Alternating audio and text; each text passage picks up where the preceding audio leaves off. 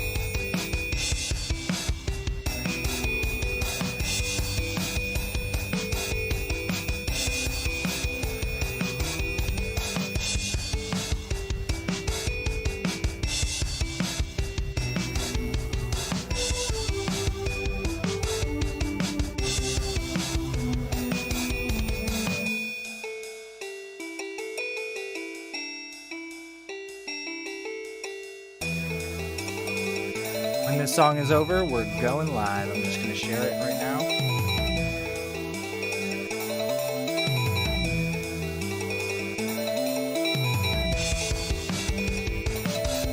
All original music by the number 7.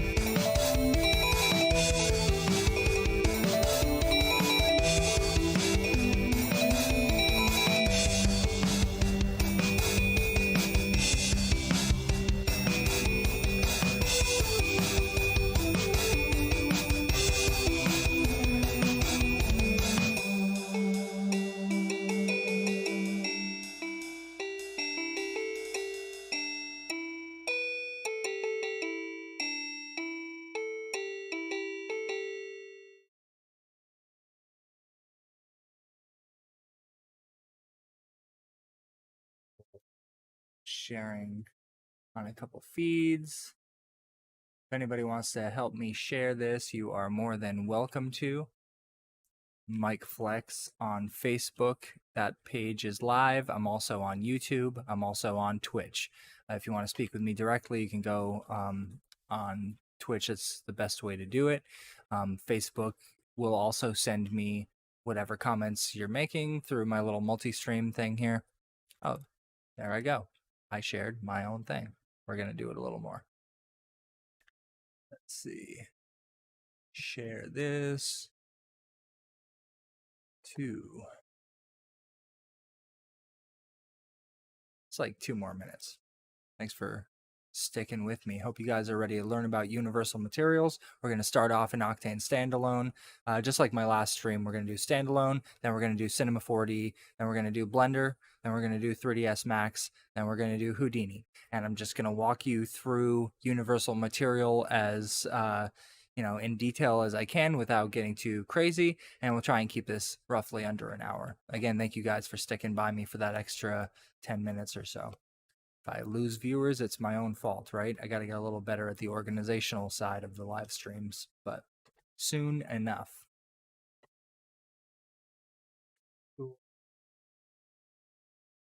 Start in Standalone. Got different scenes for all of these. Get this stuff out of here as well. There.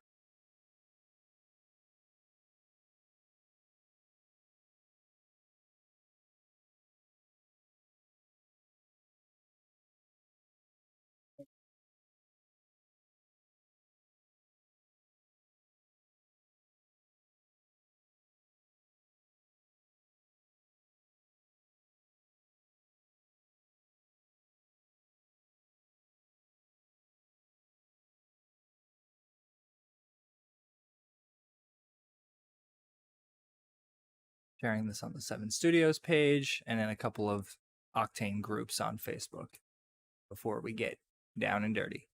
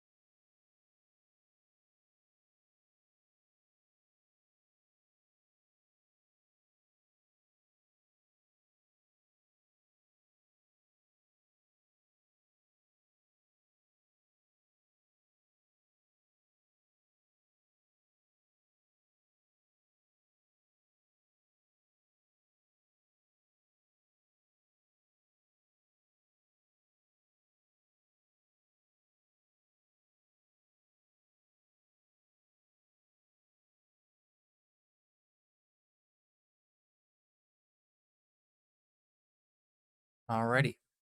So thank you guys so much for tuning in. I am Mike Flex here at 7 Studios for Otoy, and today we are going to check out the universal material inside of Octane, all of the major DCCs as well as Standalone, and just kind of break down what the purpose of the universal material is. And this one will be a little bit roundabout, and then I'll have a much more concise version of this posting to YouTube fairly soon after I do some editing and the official recording of it. This is basically a primer to get some questions and feedback live from the community and allow me to kind of be myself naturally and ramble as I do. And if you guys have any immediate questions, definitely don't hesitate to put those in the chat. Thank you so much, and I will be sure to answer them either during or after the stream. Turn off the background.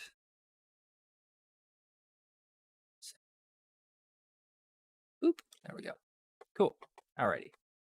So I'm here inside of Octane Standalone, which can be a little frightening to start with, but the reason I start in Standalone is because this is where all of the Octane plugins are based off of. This is basically running in the background, and it's, you know, the plugin is basically a wrapper for Standalone, and it interfaces with the UI in the main DCC that you use, and they try to make it, you know, fit in comfortably into each DCC. That way it's not completely alien.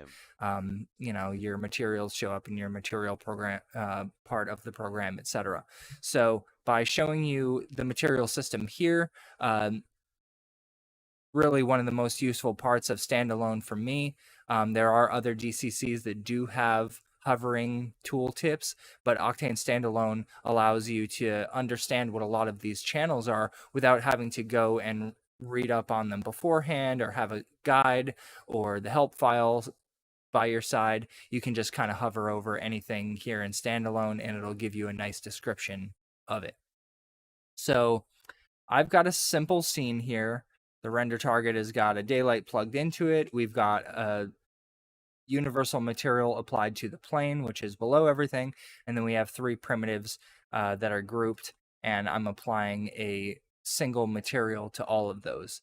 So by right-clicking in the open space and by going to materials, you have the ability to choose universal material here. If you already have a material created and you want to change it over to universal, that's not very hard. If you click on your material node and in the upper right you have this drop down, you see that it's really easy to just change between modes. So if you're going for a very, very basic and or CG specific look, like you're trying to make it look like it was done on, say, an old computer or whatever, you can stick with just diffuse or just the specular. Those are kind of pretty close to what old material systems were on their own, and by using the mixed material, the layered material, or the blending composite material, you can combine those in various ways. And what the universal material does is it kind of combines all that stuff for you in advance, and means that if you want to have specular on a diffuse material, there's already a specular layer there. If you want to have it be partially metallic or fully metallic, you don't have to choose a metallic material. You can simply turn up the metallic slider and it's as if you were using the metallic material. And we get a lot of benefits from this because it gives us access to a wide variety of effects that we use every day in every material. And I can just actually pull this up on screen here. RenderMan has something called the Disney Principled Brdf. And there is its own little PDF here for it that I'll explain to you. Oh no, this is hilarious. This is actually a really fun bug of the Pixar website that I've encountered many, many times. If you go and click on the documentation for Disney Principled Brdf, it comes up with this mattress PDF. So that's not right. You know, Pixar or RenderMan will have to fix that on their website. It's been like that forever. So I don't know what this is. This is supposed to go to a BRDF notes version 2.pdf. Unfortunately, it doesn't contain any notes on this material. So it's a catch-all shader designed to be flexible and dynamic in a production shading pipeline. So I would venture to say that universal material is kind of a evolution of the Disney shader here, and kind of similar to the Arnold Standard Material, but as you'll see in the coming releases, Arnold Standard Material is coming to Octane as well. So there are some discrepancies there that I'm not super well versed in. But the universal material having all of the different styles of material in it, including diffuse, specular, metallic, and a bunch of other bells and whistles, you can get a lot done, and you don't need to be messing around with the mix nodes and getting in over your head with just this massive tree. The universal material allows you to keep it to just one node and have the equivalent of what otherwise would probably be a very massive combination of nodes. So I won't spend time here inside of this because you can browse through this yourself, but as far as I understand it, universal material is like this Disney shader on steroids, because they've added in a bunch of things. One of them in particular, thin film, usually represented with an OSL shader that's part of the shader layers. You can go, get a thin film shader off of GitHub or whatever and incorporate that through OSL. But what the thin film does, somebody said, I'll have to mute this out. That way it doesn't distract me too much. Hold on, guys. Boom, boom. Cool. All right. So without further ado, this diffuse material that is going into these three objects here is the only one we're going to work with, just so you can see how it operates on these shapes, basic shapes, primitives. The diffuse material, we use the drop down and choose universal. And now these are all being represented by universal material, and it didn't appear to change much. Let's click on the render target to make sure that we're all good. I got to press play. That's going to make a big difference. Okay, it did change. So now it has a specular on it. And that is because by default, it's a combination of the diffuse and specular, and very little to no roughness on there. So if we click on this universal material node, you're going to see a big long list of everything that the universal material holds within it, which again you could recreate yourself with mixed nodes, but saving you a ton of time. So use universal material in most cases. I don't believe that there's any more of a rendering hit, as long as you're not applying more of the effects than you need. You can just disable the parts that you don't want by bringing them down to 0. So in the case that I don't want this specular that you can see is on these shapes here, I can bring the specular down, and now they're just simply diffuse. By adding specular atop it, you have the access to the diffuse channel below, and the albedo is the color of the material itself. But if you bring the albedo down to black here, you actually make it so it's dependent on which transmission type it's set to. So the transmission type here, got a black albedo, put it to diffuse. What's going on here? Still having a shiny. So this dielectric here is the equivalent of the metallic. If you bring it all the way up to 8, it's a fully metallic thing.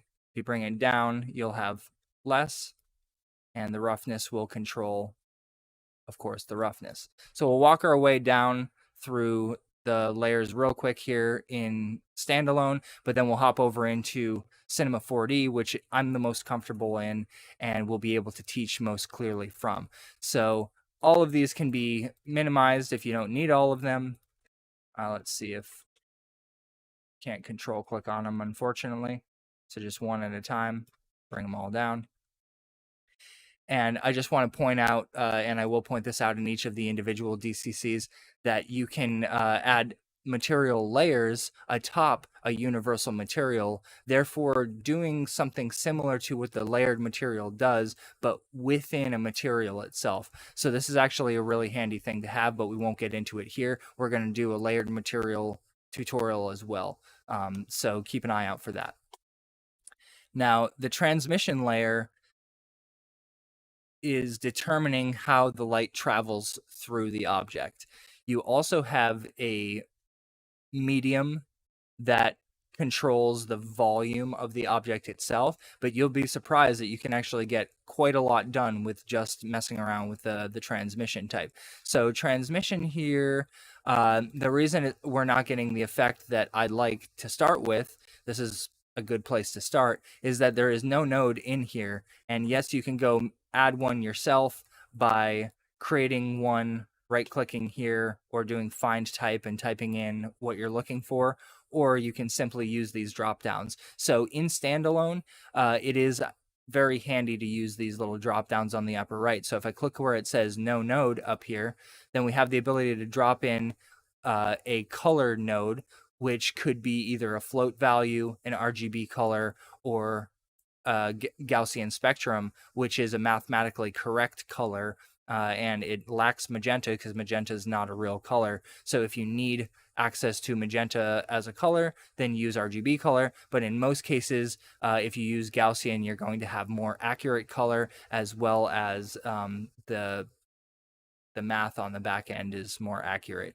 Not a color scientist, as I've said before. So by using grayscale color, you have the 0 to 1 float value.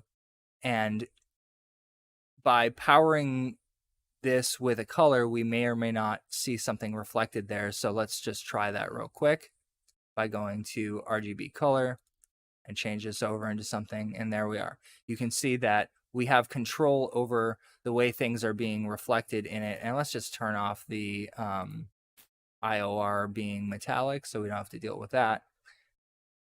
And so the IOR is directly linked to the specular, and the specular has a amount slider, so you can kind of bring back the opacity of it. And all of these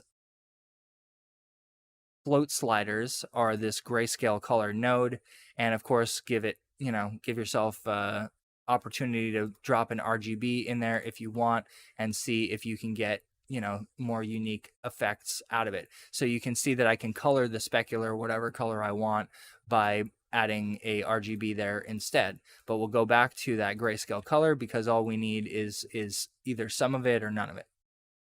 So max it out. That is also directly connected to the roughness here. And if you move the roughness, you can see that reflected here in the viewport. Self-explanatory that it's controlling how rough the material seems. Now the albedo is what is the color of the volume of the object. And if it's at black, there's absolutely no color in it whatsoever. So we're on a diffuse transmission type. If you switch that over to specular, you're going to have a glass material. Diffuse will look like plastic. Specular will look like glass. Really easy to remember. And in regards to this thin wall one here, that basically removes the internal structure and makes it seem like it's just a single layer of material, kind of like a ghost, like maybe saran wrap or a bubble, things that are almost infinitely thin.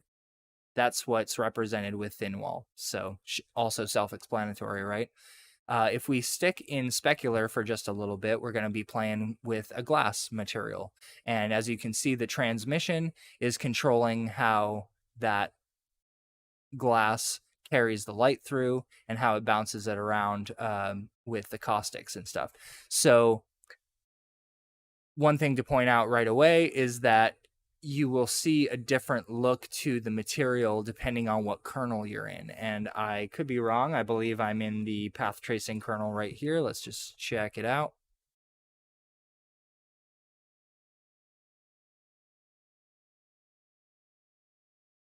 in the kernel, I'm set to PMC, which is basically the most advanced Monte Carlo path tracer.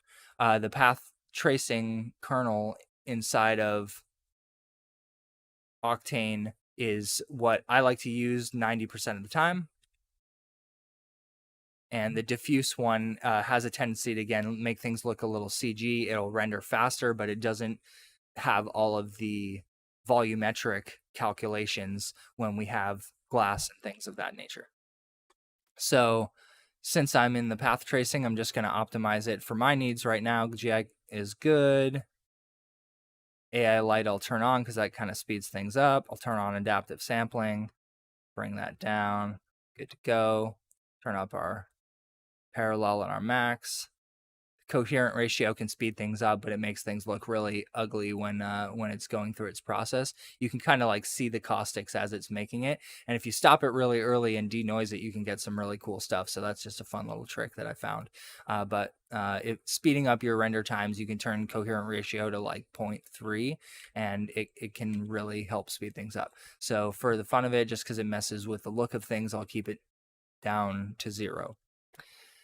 And I feel good about where we're at with those settings. The diffuse depth, I'll bring it down to 8, and I'll bring the specular down to 8 as well. No need to go overkill in this tutorial. 30 p.m. And we'll go back to our material by clicking on the node. And again, that albedo is kind of saying how glassy is this. And if you start to move it into the middle, you get like milkiness, milky glass. And if I change the color, you'll see that, you know, that milkiness can be tinged as well. So that's pretty handy. And if I go all the way up to the top of the vibrance control, then there will be, you know, next to no transparency in it. It will be extremely milky based on whatever color you give it. And when you go pure white here, you can see that it does not allow any light to pass through it whatsoever. So you do have to tinge it a color to get some light to pass through, but no matter what, it won't be giving you, you know, a full pass through unless you darken down the color. Because if there is an albedo in there, then it's stopping the light, stopping it. And if it's pure white, it's fully stopping it. So if we bring it down to 0, then we're back to our full glass material, which is specular. And again, you know, they may look kind of similar, the diffuse and the specular, but if you choose diffuse, it's going to look plasticky. It's not going to look like glass. Just be aware of that. Bring the roughness down to 0 on the specular, and it's just a hard specular. Most things have just the teeniest bit of roughness, and something to keep in mind for materials that I've noticed as well is that anything that seems like it doesn't have a specular usually does. It's just at a very, very, very high roughness. So mess around with very, very low bits of roughness on glass materials to make sure that it's not too perfect in CG. And of course, you can add a roughness map as well. If you were to go in here and add a texture instead, which is a RGB image, you could bring in here. So if you have a roughness map, which you can get from quite a lot of people. Nobody's, you know, I'm not sponsored by anybody but Otoy for this one, so I'm not going to shout out any particular roughness maps, but there are some really, really good ones. Yeah, simulcast in. What's up, Zaffo? Nice to see you, bud. So now this transmission type being diffuse, you still have access to, let's make it perfectly white for a second. Saturation down to 0. Boom. We're transmitting because there is a black albedo. If I bring this up, we're back to a solid object, and you can see I can basically slowly make it see-through plastic by just bringing this down just a little bit. Pretty handy.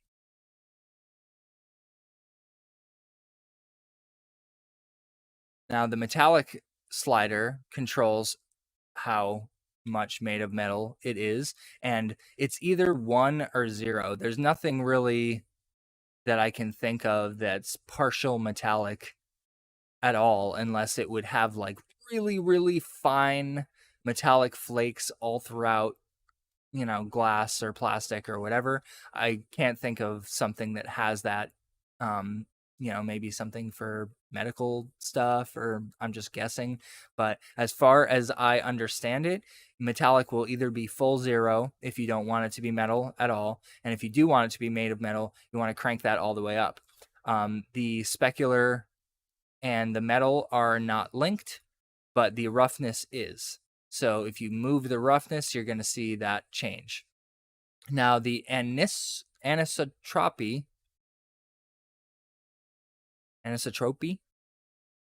should look up how to pronounce that, right? Is controlled or linked to which Brdf it is, the BSDF. Here we go. So if you try to mess with this setting, the anisotropy and rotation here, it has to be set to GGX. Beckman might work, I don't know.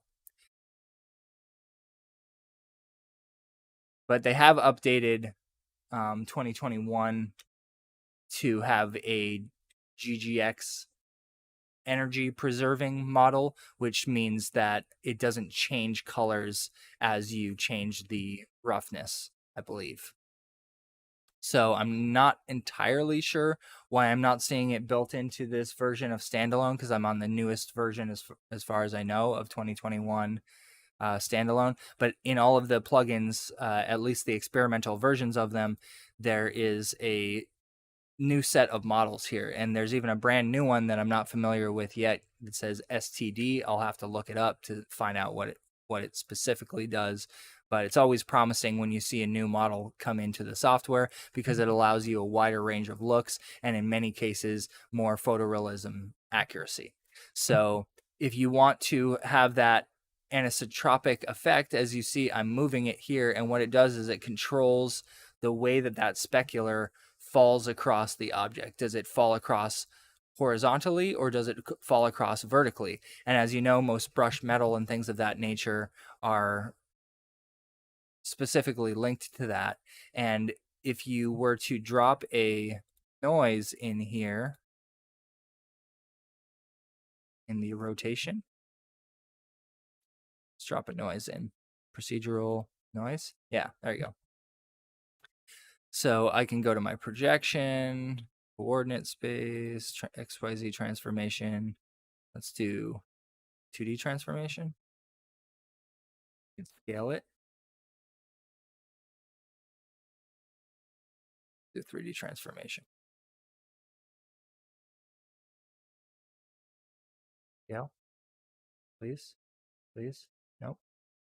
Transformation value. Transform value. Boop. There it is. Okay. Sorry about that, folks. So the projection for the noise that I've added into the rotation channel allows me to scale that effect, and you can see how it'll affect the way the specular lays across things. So right now it kind of looks like I'm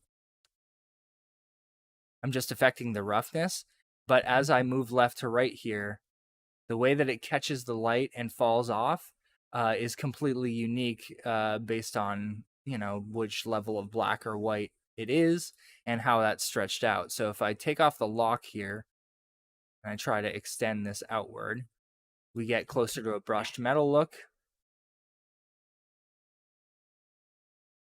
And if I were to rotate it, you can see that I can have a nice fine control over how that plays across the surface, and that can be really, really important for a lot of metallic stuff. Anything that has a bit of a texture to it, you'll usually want to use that to control. And if you see that if I just move it to one side, it makes the light fall across it in one orientation, and if I move the slider to the other side, it makes it go in the other orientation. So really that's all the slider is doing, is saying how does that light play off the surface vertically or horizontally. And again, you have control over the overall look of it by putting something that is a texture into the noise channel. And in more cases than not, you'll just be, not the rotation, UV transform. Yeah, that is it. Unlock that. I can stretch it really far in one of the axes and bring it really small in one of the other ones.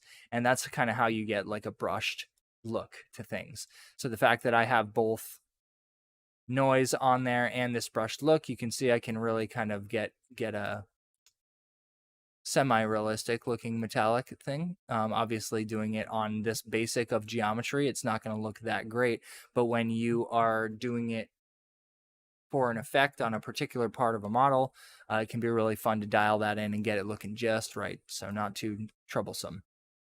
So that, I believe that's it for our roughness, and we'll just keep walking our way on down here.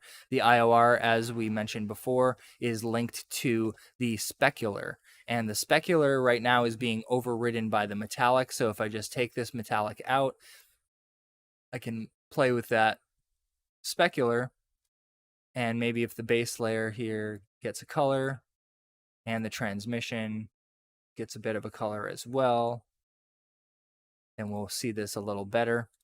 The IOR here is connected to the dielectric IOR is specifically for specular and diffuse materials. The metallic reflection mode and metallic IORs are the ones that are connected to the metallic. So if the metallic slider is at 0, you're not going to see any stuff here. If the metallic slider is at 1, you're not going to get anything from the dielectric IOR. And as you can imagine, you can have just a little bit of metallic on there, which would be the equivalent of like a blend or composite material, which again we'll go over in the future. So that IOR, if you crank it all the way up, will make it metallic, at least within the dielectric material itself, and without being overridden by the metallic, which is again here in the base layer. So if I go into metallic, then we are fully stuck with the results of this part here. You can see that we're getting no results from that. So just by moving these settings around here, you can put in photorealistic IORs, which I guess I might as well pull this up. Let's see, IOR. There's a lot of different websites for this stuff, but here's one, pixelandpoly.com, and you can see that they have the IOR values per material, and there are metals in particular that have a whole bunch of, let's see, IOR, I'm gonna find it, sorry, metal values. There's like a go-to website for this, so I'm stumbling live here. But metal Ior shaders. Here's one for, you know, V-Ray for Maya, it says, right? But all we need are the numbers, because this is like a mathematical scientific thing. If you copy these numbers as you see them here into these IOR values here, you will get that exact metal.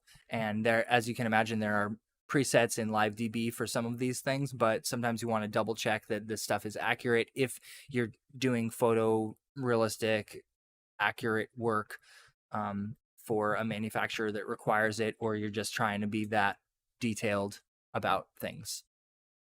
So the coating layer is a special one, because really the universal material has pre-added a mixed material of a specular atop everything, or, you know, kind of like a layer if you were using layered materials. So by turning up the coating, I'm adding a specular atop even this metallic, which would be the equivalent of, you know, a varnish or a polished finish on top of metal, much like car paint, right? So we could recreate car paint fairly easily with Octane's Flakes node in a normal map and having it be metallic, and by having the coating atop it. And the coating luckily has its own roughness and a bunch of other bonus features as well. So in the coating layer, if we bring it up out of black into white, you'll see that we add a specular on top, which is kind of hard to see, but it's, you know, most prevalent along the rim. Maybe the best way for me to do this is to not have a metallic material. So we're looking just at the IOR for this one. So I need to bring down the metallic value of this dielectric IOR to something more realistic, like water and stuff is usually 1.36, somewhere around there. So a nice healthy around the value of 1 IOR will give you like a standard specular. And now by me bringing this down and back up, it's going to be hard to see because I have not moved the roughness yet, but the coating roughness is completely independent of the specular roughness. So if I take the specular roughness here and move it back and forth, let's color the specular. How's that? We will color the specular just so we can see the difference between them. PM. We're going to make it green, just some obnoxious color. And in the coating itself, we'll make that one like pink, you know, just so, again, we can see the difference between these. So we see that we've got a pink one, and we can see with our roughness here that we have control over each of these individually with their own roughness. And the bonus to that coating layer is it does have its own dedicated bump and normal, so you can get some really interesting layered effects right away just by, you know, dropping, say, some noise in there.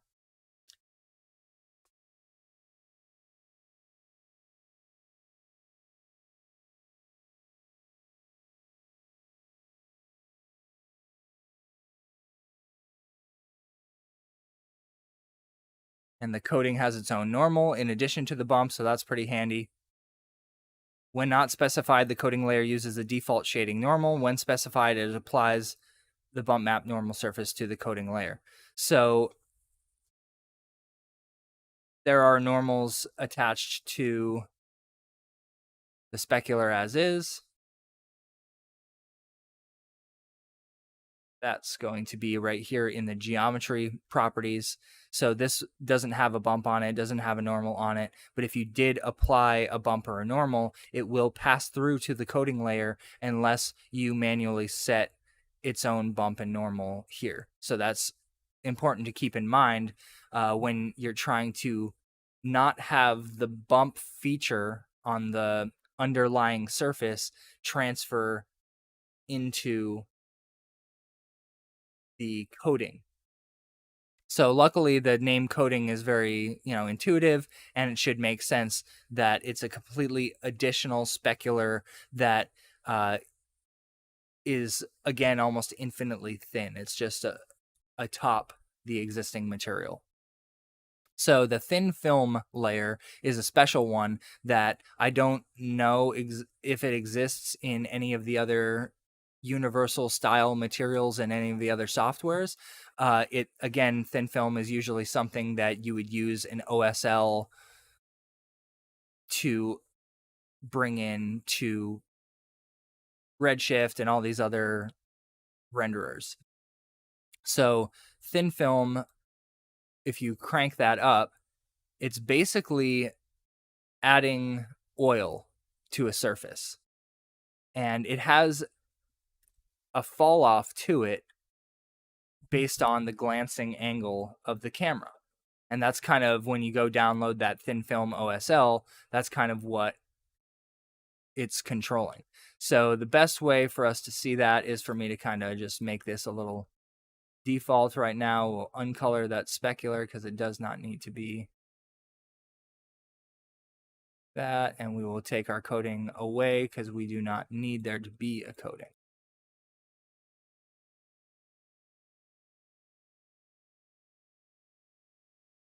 So our thin film layer is what is coloring what we're seeing as a specular, right?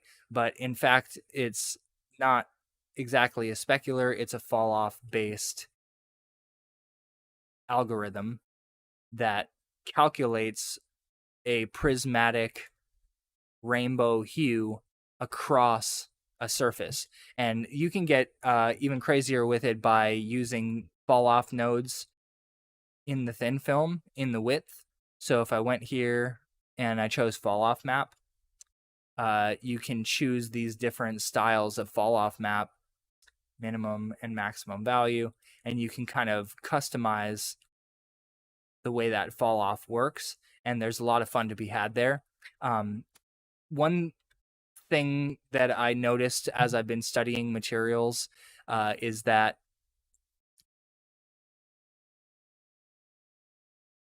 plastic objects are made from petroleum, so they have thin film inherently in them. There are some chromatic glasses, like styles of glass, and there are some metals that have like a oxide coating on them that also give that rainbowy effect that you see when you see oil in a water puddle. That's like the closest way to do it. I saw the back of a hairbrush being shined on by the daylight yesterday as I was walking by it, and I noticed that there was a fall off based thin film on the back of the brush, even though when you view it under almost any light that's not a glancing angle, you can't see that makeup of the material having so much petroleum in it. So all plastics that aren't, PLA, like ABS plastic and all that, it's made from oil, petroleum. So there is some degree of thin film in even something that doesn't really look like it has thin film. So when you're approaching photorealism, definitely, mess around with adding a little bit of that in there. And that might just be the little thing that pushes it over the edge of the uncanny valley into something that looks very, very real. That's going to be useful for stuff like VR and all that for sure going forward, in terms of fooling the eye into making things look real. So the thin film is definitely one of my, favorite things to include into a material that I'm crafting if it's accurate, or just going crazy with it art style wise. And you're actually seeing it used in tons of modern work. I saw the Call Me By Your Name video at one point. He kind of has like a thin film shader over his whole face. And a lot of NFTs go crazy with thin film. It's almost entirely what they use to make their look. So if you were to crank up the metallic, that's actually a great way to take a look at this thin film a little bit closer. As I move things around here, you'll see I can basically crunch that rainbow really tightly, or I can spread it out and give it just less cycles through its range. And by messing with the min and max value, you kind of are clamping that and, play it by eye and try and make it match what you want. But yeah, a lot of these, high selling NFTs are a metallic material with thin film cranked onto it and very little to no tweaking, just maybe customizing the,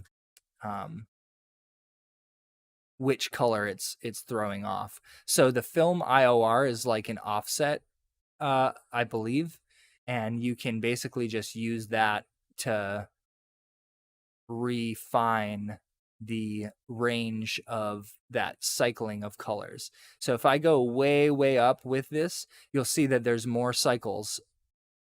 If you go way down with it, you can go down to almost no cycles at all, just a single cycle through the range of rainbow hue. So by cranking it up, you basically make it disappear. It looks like it's disappeared because there's just so many cycles happening in a row. And again, that hairbrush that I saw earlier, I mean, I could see that there was kind of like 3 or 4 cycles going on from where I could see it. So if I wanted to customize that, then, you know, we would try to get it so you can view that many cycles, maybe just that many, right? And again, this one is linked to the I-ray. So circular objects are going to display quite different than something that's a plane. And as you move through the plane there, you'll see that you can shift through the rainbow hues. When I say there, I'm talking about this area right here on the cube. As I shift it sideways, you see that rainbow hue going. And the farther we get into the glancing angle, the more it kind of disappears. And when we're seeing it at like a 45-degree angle is when it's the most saturated.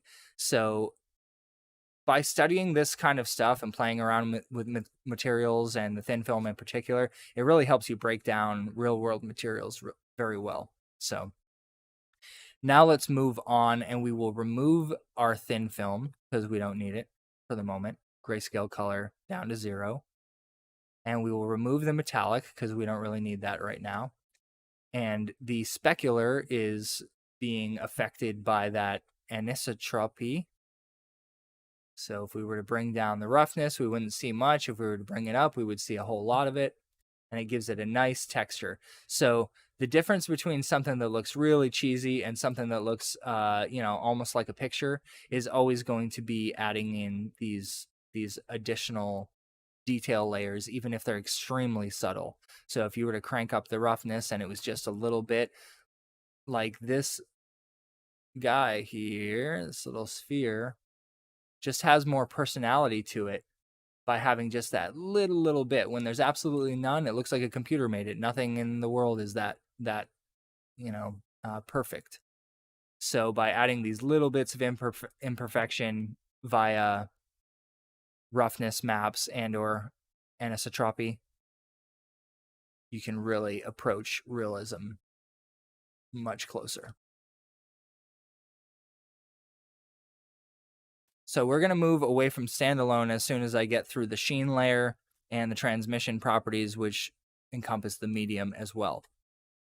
So Sheen layer is also a fall-off based shader that you will usually see on the edge of cloth like velvet.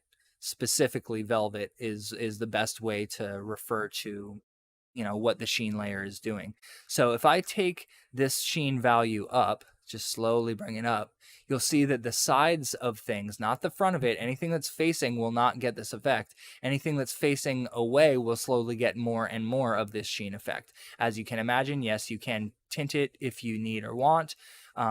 In most cases that I'm using it, I usually don't have to tint it, but it's a per case basis here. So with none, we have that effect. With a bunch, we have that effect. And the sheen has its own roughness as well. So if I take it down, you'll see that we can get a really sharp sheen. And if we bring it way up, then we get this softness that's, like I said, much closer to velvet, almost pearlescent. But you can see how it kind of gives it an almost touchable look to it. So that's a really handy one to be using as well.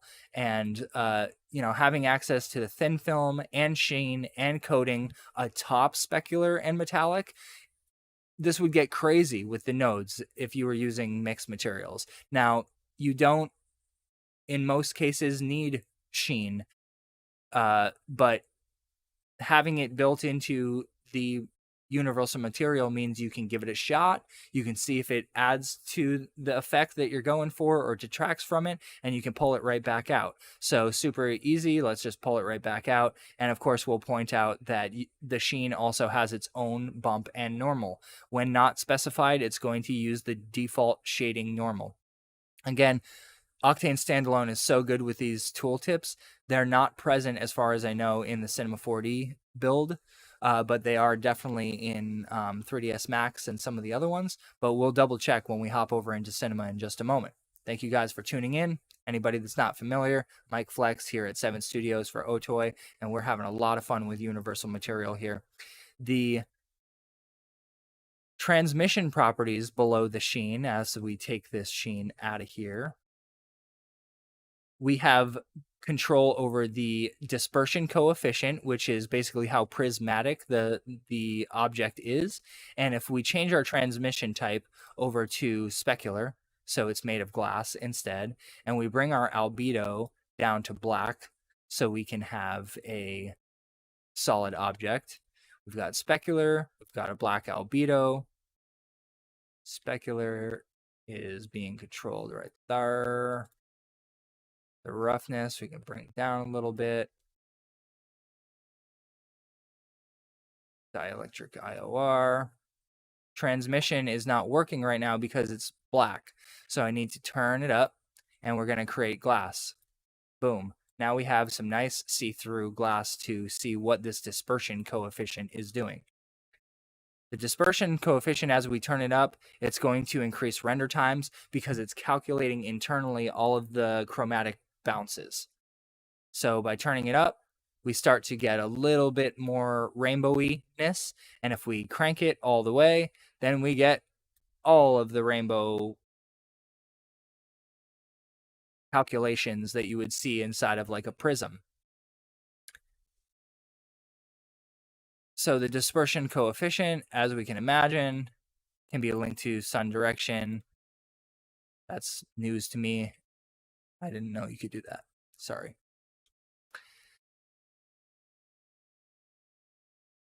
So if you're looking to have a chromatic aberration effect inside of your glass, it's going to be reliant on dispersion coefficient. And if you turn it up and it's messing with your render times, one thing that you can do is go into those kernel settings over in your render target.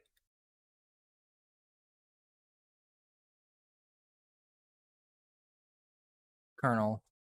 And the coherent ratio is actually directly connected to this dispersion. So if I turn it way up, you can see it starts having a rave. Pew, pew, pew. And as it slowly refines, it becomes less ravey until it's converged properly. And then it'll be a little less, defined by the color. But it's really cool to see it work. And to crank it up and stop it partway through and then denoise it, you can get some really crazy stuff. So this is actually one of my fun tricks that I discovered, and I'll dedicate a little quick tip to that, because why not? Because this is overlong, I'm sure, for most people. Not everybody's going to have the time of day to sit here and listen to me ramble. They're like, get to it, Mike. What are you doing? That's what the edited versions are going to be for. So turning down coherent ratio because it affects how our render looks as it resolves. Let's just not worry about that. It is something you can turn up to like 0.3 safely and just get slightly faster renders, right? So let's not worry about that for now. Let's hop back into our universal material, and we will bring our dispersion coefficient back on down because we don't need it. Now, the roughness of the specular determines how clean that glass looks. And oh yeah, look at how good that glass looks, right? It's like super sharp, super nice. Get some kind of cool effects going on there as well, prismatic stuff. If I went here and hey, why not? Let's crank that up. And you can see how it bends the rainbow through it. And if we go up, up, up, up, up, it pushes that rainbow as far out as possible. And the caustics that you're seeing throw down onto, let me just make this not shiny here. Boop. This is a diffuse. Turn up the, let's make it like gray. We don't need any specular on it for now. Just a little bit, maybe. I did that so we could see the way that the light is being thrown down onto the ground. And you can see that it's very noisy as it refines, which is, again, why coherent ratio can be very useful if it doesn't add, like, unwanted features to your image or animation. Always worth doing a little animation test to make sure. But you can see that rainbow that's being cast through the prismatic glass is coming down here, and that is only really going to be visible in the path tracing kernel or the PMC kernel. And there is a new PPM kernel coming very soon that is supposed to be significantly more efficient at displaying caustics and accurate. So I can't wait to see PPM come into standalone and the plugins, because yeah, I mean, I'm just super excited to see it whenever it comes. It should be soon-ish. Don't quote me on any release times for any of this stuff because I don't have any knowledge on what's going on internally there with that stuff. So as you can see, we got a really pretty look going on here, and the transmission type of the floor is not what I want. Transmission type here, pop it over to diffuse, and you can still get a chromatic look within the diffuse. It's just not that prismatic glass effect. So if it was like a type of plexiglass, I guess diffuse with some dispersion on it could be like a plexiglass look. So back into our specular here. Oh, thin wall dispersion. Let's see what that looks like. Without it, with it. Without it, with it. So that kind of adds a little bit of bubbleness to it. And just for fun, because we're on thin wall, adding some dispersion, let's add some thin film and really make it like a bubble. So that's a pretty quick and easy way to get a bubble. You can add a coating layer to that. Turn down the roughness on it as much as possible. Get rid of the bump. Delete node.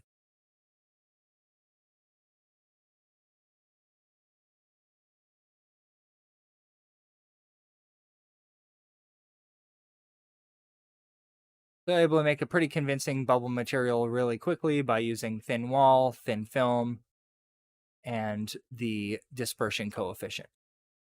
Let's get rid of that coefficient. Let's get rid of that thin film. And we'll turn it back to being a specular material so we can see the glass. Thin film, go away. Now the specular, we could color it,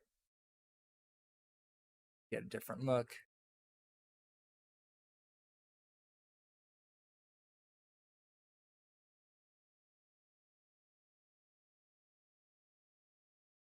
Deleting that rotation node so it doesn't get in our way. So finally, now that we are seeing through a glass material, now we can mess with the medium node, which is what controls both absorption, which is something that happens inside of water, and subsurface scattering, which is what happens when you like shine a light from behind your finger. So there is two kinds of subsurface scattering inside of Octane. If we go to our drop down here for medium, we'll see that there is the absorption medium, there's the random walk medium, and the scattering medium. The volume medium is for like clouds and things of that nature, so we're not going to look at that one right now. The absorption medium has a density control, and it has its own step length. Now, the step length is basically the points along the ray path that it measures where it's at. And if you've got a low step length, it's going to be much more accurate. But if you have a high step length, which in many cases is completely fine, you'll have faster render time because it has to do less calculations. So if you can get away with raising your volume step length, in most cases, you should give it a shot, and it'll save you at least a couple seconds on your frame. So let's see. That absorption has its own color. And if I was to make it, say, dark blue, and I was to turn up the density, you can have an effect of like deep water, and how that fall off works is going to be directly linked to that density. And the coding that I have on there right now is unnecessary. Specular is linked to the roughness, which is nothing right now. Do a little bit, maybe a little less. Trying to make it a little watery.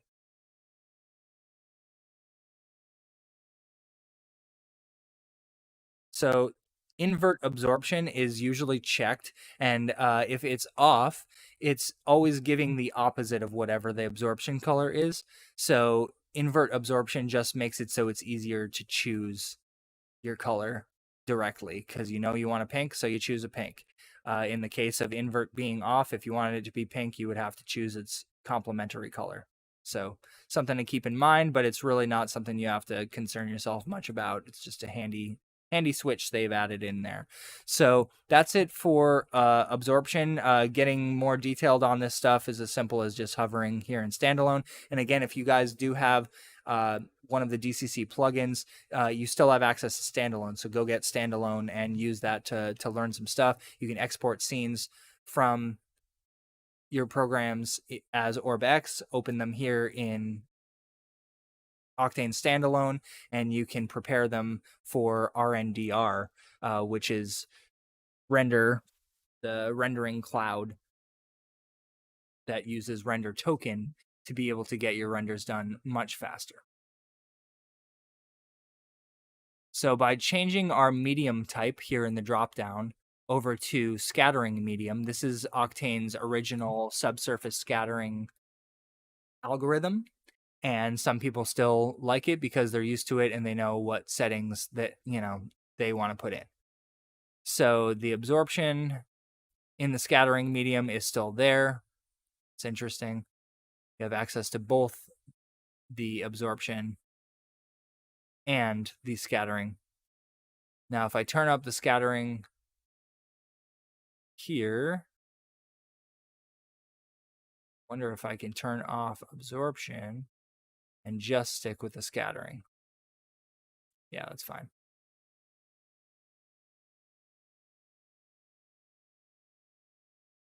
So similarly, there is a density control. And there is a step length, which may or may not affect the calculations.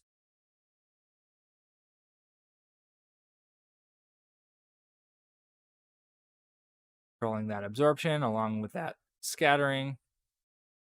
And there is emission in this scattering type, which is very interesting. Add a black body emission to it. Bring the power way down. So you can basically, create glowing from it. Power, surface brightness, temperature.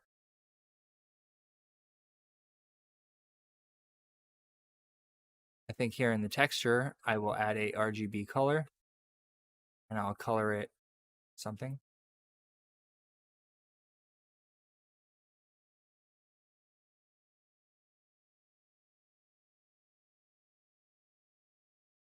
So to me, that looks like a good way to do something that is glow in the dark. Maybe go into my daylight environment real quick and just bring the power down. There we go. So you can see that with the emission setting in the scattering medium, I'm able to create an emitted color from within the volume.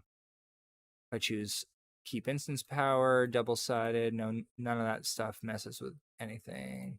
Normalize, usually I keep that on. The sampling rate is what you can increase if you're dealing with issues with too much noise just on this thing that you've made, but no noise anywhere else in the scene. If you see that sort of stuff happening, you can bump up the sampling rate. And if I was to set it to 2 instead of 1, it would be double the amount of samples going to refining that thing. So really cool way to get some glow in the dark Slimer stuff here. And you can see that the further you go into the saturation, the more powerful that color takeover is. So that's a really cool effect. If I was to bring up the power right in the middle, control its, luminescence. Now we have some glow in the dark objects. Not too shabby. Now let's go back into our daylight environment. We're going to bring the power back up. You can see that we're getting some more noise in here because we have the daylight that's coming in.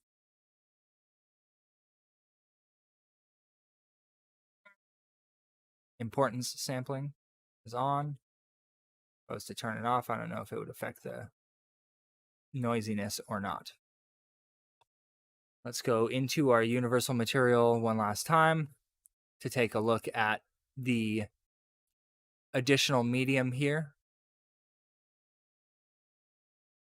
And that is the random walk medium. Now, I think that this is the superior one to be using if you're working with subsurface scattering, because you have a very immediate control. I believe the algorithm is better as well, but you have really nice control over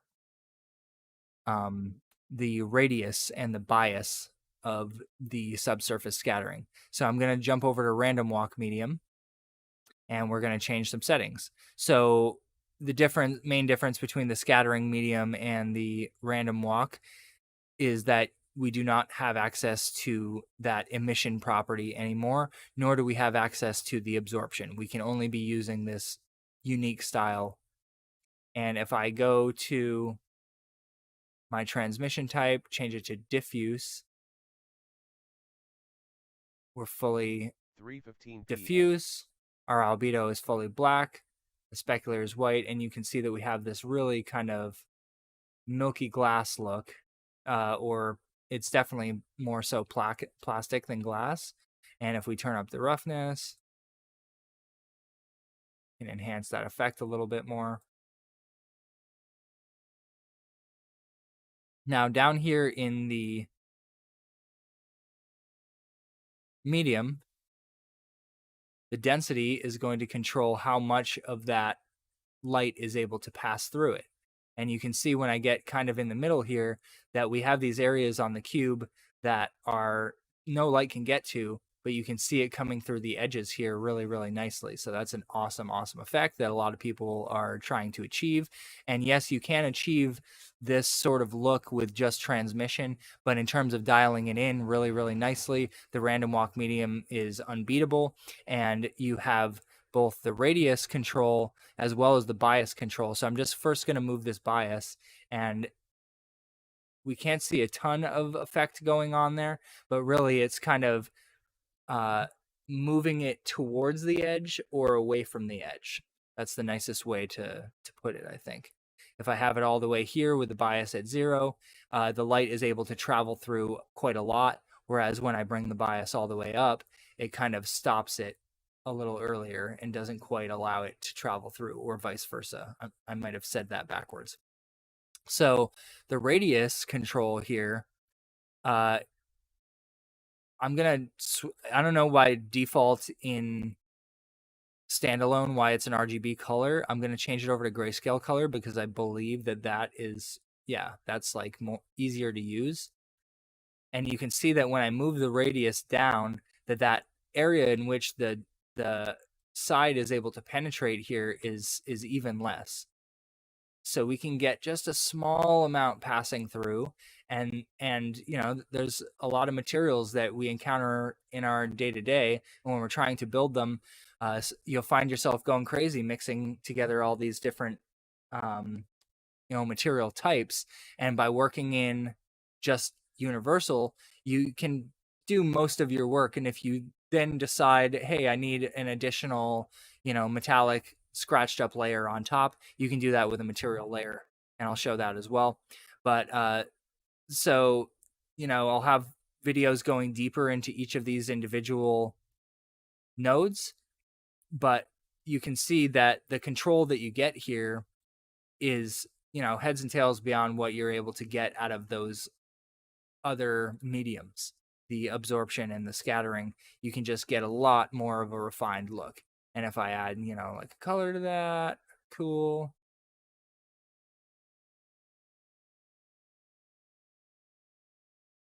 whatever.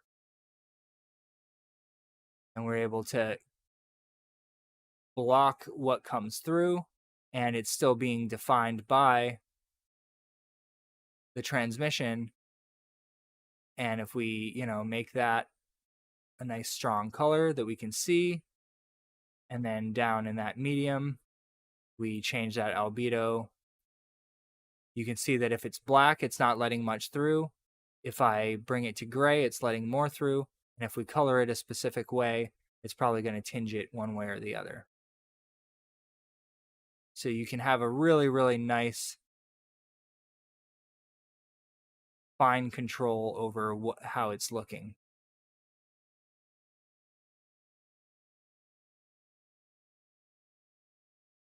Fake shadows is something that you can turn on specifically for the direct lighting kernel, but it also helps with render times. Light will be traced directly through the material during the shadow calculation, ignoring refraction. So if you want accurate, don't check this. If you want fast, fake shadows can help quite a bit.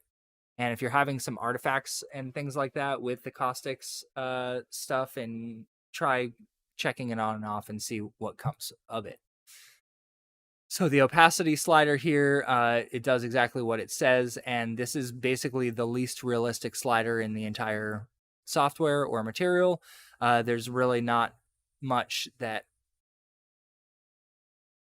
is fully opaque unless you're doing it for a stylized look. But what you can do is you can drop textures inside of there to cut out specific parts. So just for fun, we'll do our classic noise here, and I'll turn up the contrast. And you can see that by having a texture in the opacity, we can do exactly what we're looking at here. So that's interesting, right? Bring it back. Opacity, delete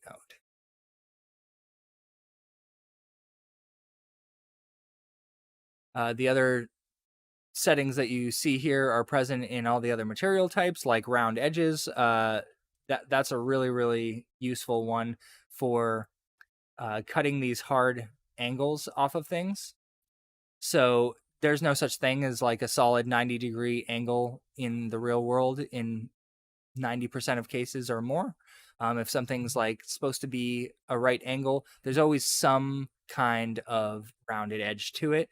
So by turning up the radius a little bit, we'll see that it kind of fakes the normal. If you're familiar with what normals are and what they do, it kind of bends the normal around the edge. And if you add just that little bit, you get a lot more realism to your edges and your specular highlights. And it's fantastic for just getting that little kicker highlight along the corner of something. Just add a little bit. And there are multiple settings. There's fast, accurate, convex, and concave. I won't get into the details on that right now because, again, we're not going that deep on it. But you can see that you have control over the roundness of it as well. And if you take that all the way down to 0, you can get kind of a sharp look to it. And if I turn up the radius, roundness, up and down, not seeing a change there. Oh, that's in accurate mode. Sorry. Accurate. Boom. Okay, if I take the roundness down, you can see that I can make it a faceted look, which is really cool. So fast does not have the ability for you to get that refined, sharp look to things because it doesn't let you set the kind of subdivision of that normal. But if you turn up roundness a little bit and crank up your radius, you'll see that you have a really nice little highlight catcher along the edge there. And that's so important for photorealism, taking it away from that kind of 1990s, early 2000s CG look where, you see a corner in almost any video game and it's just a perfect right angle. Doesn't exist in real life. Cool. So moving on down the line here, guys should be familiar with bump maps, normal maps, and displacement maps. We won't go too far into that. The texture displacement will operate on kind of aside from the geometry. It won't even look at the geometry polygons at all, whereas the vertex placement will literally look at where all of the vertexes are, and it'll physically move them. So if you're doing displacement of like a 4K texture on a plane, for example, and that plane is only made up of a certain number of polygons, and you use vertex displacement, you'll see, just the jankiness of that plane requiring more subdivisions. So it can be really useful to use texture displacement over vertex displacement if you want to get a ton more detail and keep the polygon count low. I'm just not 100% sure as to the trade-offs there. If you were to just subdivide like crazy and displace that, would it take much longer or would it be comparable? That's something that you can do on your own in a shootout test if you needed to. And there is a mixer for it as well. So there's the emission as well. So we'll add a black body to it. And if there is no power, it's not glowing. If there is some power, it's glowing. But this is kind of operating on just the shell of the object, whereas the medium, scattering medium that had its own emission settings operates kind of within the volume. So if I was to take the texture, change this to RGB, and make it green like we had done before, you're not going to get the same look, the same effect as we had before when we were doing the glow in the dark. Let's go to the daylight environment. Let's turn the power back down. And it just doesn't travel the same. There's no light passing through. You can't see the geometry of the object anymore because of the way that this emission works. It's basically converting the geometry into a light.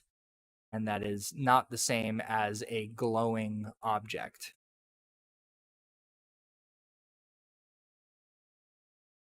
Down here in the texture, I can crank it up and you'll see that it's solid all the way through. Even if I bring it down, it's still solid. Surface brightness.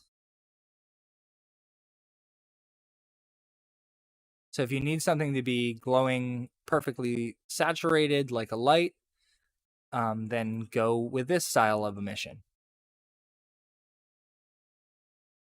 Surface brightness off, on, off.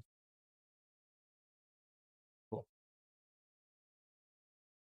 So I think it's pretty obvious that the universal material is just so incredibly powerful. You don't really need to be messing around with diffuse materials, specular materials. Let's pull them up. Right click, materials. We've got the diffuse, the glossy, the metallic, and the specular. Those are the main normal ones that you would mix together, whereas universal is just as powerful, but it's like them all combined, and you can save yourself a ton of time, and in most cases not even have to use a mix node. If you decide to use a mix node with universal materials, that's still fine. You can mix universal materials with those other standard materials. And the one other thing that I'll point out before we jump out of Octane into the other standalones real quick, or I'm sorry, the other plugins. Universal material here. Boop. We've got a material layer. Boop, boop, boop, boop, boop, boop, boop.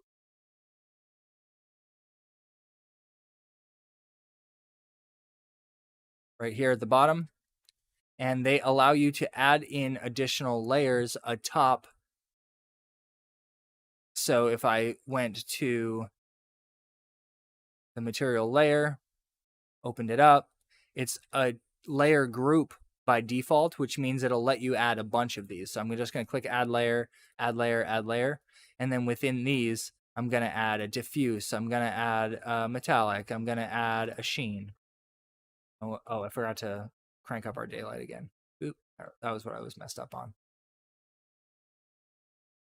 Okay. So this material layer here is putting these atop that other one.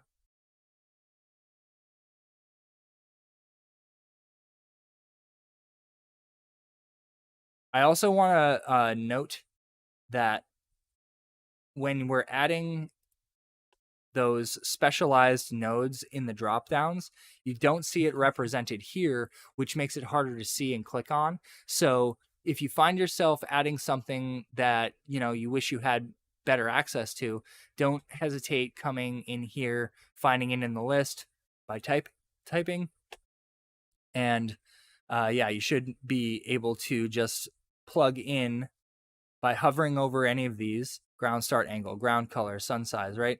So within the material itself, you've got transmission type, albedo. And if you wanted to always be able to grab an RGB node and have access to it, or swap it out with another node without having come over into this list, then we would do textures, RGB color, bring that here into your albedo. And now it's as simple as you clicking on this RGB color node, and it's always there ready to go. So if you find yourself building up a scene, and this is true of all the node editors, if you find yourself building up a scene and you want to more easily access the color of this material, then I would do it that way. That'll just be a lot faster for you in general. So the reason I brought that up when we were clicking material layer is there is the material layer spot here. And if we go into material layers and we go to layer group, dropping this into material layer is like adding layer group there. And now we've got a few. So if I say add, then it just keeps adding nodes. And if I go here to material layer and I add myself a metallic and it goes in the first slot, then we're good. And if I add myself another material layer and I call it a sheen and I put that on number 2, now we have a sheen atop the metallic, and both of these are specifically atop this universal material. So as you can imagine, there is an opacity for each of these, and of course you can drop a texture in there as well. So if I just drop in a noise, because we're having fun here, and crank up that contrast, you'll see that what I was able to do is add metallic layer atop my other thing, and I have a sheen atop that. Now, because I dropped that noise here, inline node preview, oh, that's cute. Show an outliner, collapse, expand, items. Wow, damn. So if you don't want to have to do it manually, right click and expand items, and they will, all of the nodes that are currently plugged in will come up for you. So that's pretty handy. And this noise texture is really what I was most interested in, because what I want to do is I want to add this into the opacity of the sheen layer as well. That way it's only affecting the metal, right? So this noise texture is driving the opacity for both the sheen and the metallic, which are on top. If I bring the gamma down, you can see that I can kind of bring it in and out here. Pretty handy. So it's a, kind of an erosion here that I've created. And we can have just a little bit of that stuff. And remember that it's on top of our material. So that's pretty handy. And we'll go back into the universal. We'll go into the transmission layer. And we'll bring the albedo down so it's see-through. And that roughness, we can bring that down so it's more glassy. And the transmission, we have the medium. And we can bring that back or in. So you can see that I was able to add as if I was creating a layered material right inside of Universal.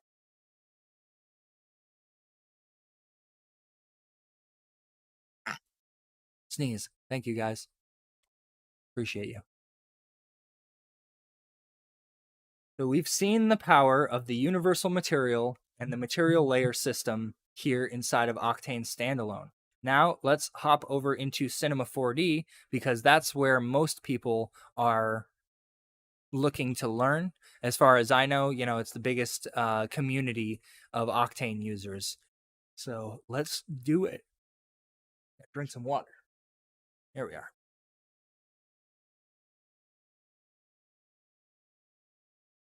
Cool. Cinema 4D, my friend, here we are. So I have this default scene going here. Let me just pause standalone so it's not running in the background. Start this one up.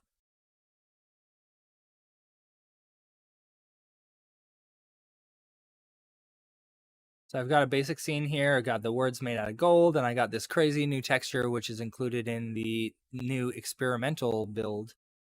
It is the Fractal Procedural Effects Kaleidoscope. That's what it is. And I'm in love with it because there's really a lot of cool effects that you can get from it really quickly. And this is something that I just discovered as I was, preparing to do this tutorial. Really nice look. Really cool. I dig it a lot. So without getting too heavy into interface customization, I'm also blocking it with my body here. So I'm going to get rid of my camera for just a moment. You'll see on the bottom left of my screen, I've customized my interface inside of Cinema 4D to give me shortcuts to the materials that I use the most and some of the material tools as well. So this little shelf here wasn't hard to make. It was as simple as right-clicking anywhere on the UI, choosing Customize Palettes, and typing in Material or Octane Material. Just Octane's fine. There's only two with that in it. Cool. Octane. Once you are in this mode and edit palettes is on, you can basically drag and drop the ones that you use the most somewhere, because the other way to get them would be to right click inside of the live viewer, go to material, create materials, and you can choose from them right here. So you can create a universal material here by right clicking, create materials universal. You can go materials, create, and you'll see that there is universal right there. If you have created, say, a diffuse material and you want to change it over to be a universal material, you can change the material type right here over to whatever type you want. Universal, there we go, good to go. And if you're in the material editor window, that's where that is. If you're in the node editor window, you can click on your material, and in the basic tab, it'll have that universal material type selectable. And if you're not in the node editor, that still shows up here in the attributes as long as you've selected a material. So the three places to view materials are a little bit different in the way that they display, especially because inside the node editor and over here in attributes, it'll let you choose a couple at once. Whereas in the material editor, which is a pretty handy one, it keeps everything separated individually, which may or may not be, more efficient for you depending on how you use Octane. So I don't have a favorite way. I use literally all of these ways to access my material. It's just wherever I'm at, I can quickly swap over to a different type. And as I was saying over in Standalone, there's models that they were called, I think, BDSF in Standalone, and they're called Brdf here. So let's just double check that. Universal material.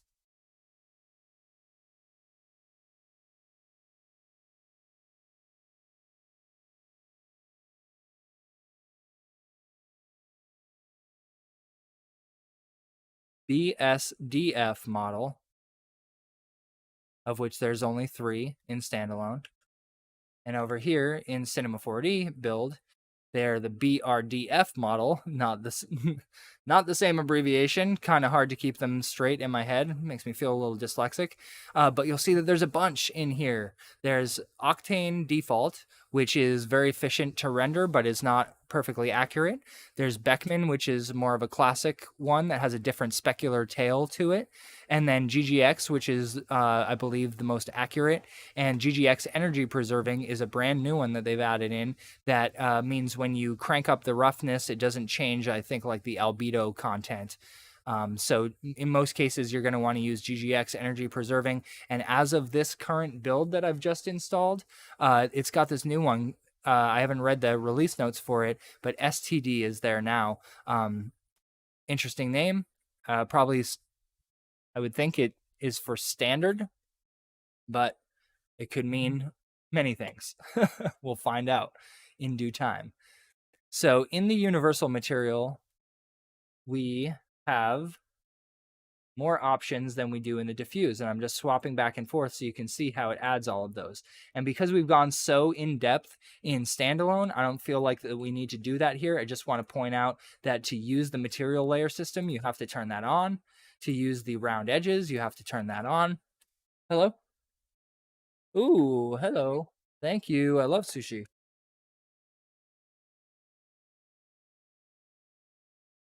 Okay. Turn up my baby monitor. I got some sushi. So here we are inside of a universal material. And I want to point out that this is a problem that I've had here inside of Cinema 4D Octane. When you create a universal material from one of these shortcut buttons, which are the same as getting them from here, create, boom, this stuff, they don't always come up right away, at least if the live viewer is running. If you click the button, sometimes it doesn't pop in like it just did. And if you just click on an open space in the material manager, it's there, it'll come up, and then you can drag and drop it or whatever. But be aware that sometimes when you click that button that it doesn't show up properly, depending on what's going on in the background for Octane. Again, not sure why, can't really explain it, but it is a thing that I wanted to point out. So my L curve is looking gross in the background because it doesn't have enough subdivisions. So I'm going to add a Octane tag to it. Go to my subdivision group and add some.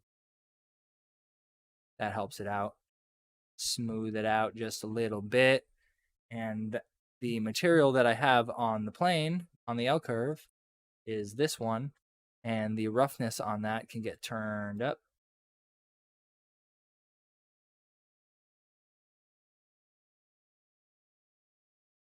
A little bit of a refresh issue here, and it's possible because I have just so many copies of Octane running. There could be something running in an IPR somewhere else that's not properly updating things. Usually this will live update, no problem. Again, I'm not sure if it's one of the many other programs that I have open that's causing it, so let's just get out of that. Cool. So you've seen where we can create the universal material from. All the settings are identical. They're just a little easier to browse here in Cinema than they are in Standalone. The node editor is super handy, and luckily it's left to right instead of this top-down structure. I feel like this is a little bit easier to read, a little more standard for most people. If you're coming from a Houdini background, you probably won't be too off-put by that, by a vertical one in Standalone. But here we are in Universal, and I just wanted to point out that you can click on a node, drag it out to the left, and everything that can get plugged into it comes up in a hot list, and you can even type to find exactly what you want. So I prefer this for creating most of my stuff. It's kind of hard to browse this list over here, and even if you close all of these, there's still like a bunch of stuff left over that you can't get rid of. I don't know if that's something I can fix in a future build, but by default, it's all on, and it is a long list to go through to see exactly what you want. And I don't always remember what color it was, for some of the less used nodes. So I'll find myself really browsing a lot over here. So you can also right click and come up with something that way. not the worst way in the world, but the absolute most efficient way is just to click and drag, type whatever you want, right? Easy, easy. And here in the material layer, why are we not seeing material layer come up here? Why can't we use it? That is actually because we need to enable it in the basic tab here or here. And if we turn it on, now that list has a material layer slot. And if we click and drag it out to the left, I'm just showing you what we did in standalone a moment ago. That material layer is here. You can add a layer group.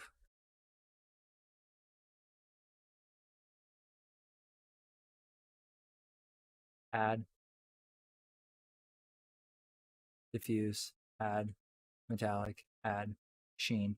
So when they're all stacked and if you're like building stuff just in one of these and not looking inside the node editor at all, sometimes you can come in here and it just looks like absolute spaghetti. So if you select everything, right click and do auto arrange selected, it'll space things out in a semi-intuitive way for you. It's not always perfect. It may require a little bit more organization from you to look pretty for your needs, but that's a really easy way to do it. And as you can see here, we've got those layer systems that we created, each of them with their own layer opacity, and I believe they stack top down. If they're not top down, they're bottom up. It's one or the other.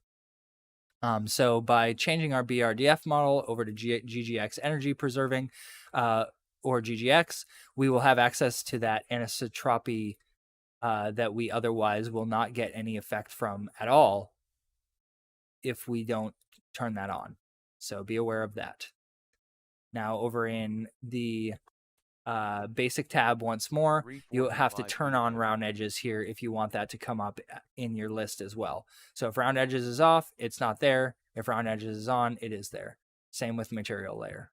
And if you turn off material layer and it's plugged in still, it gets a little confused. So you can, it doesn't know what it's plugged into anymore.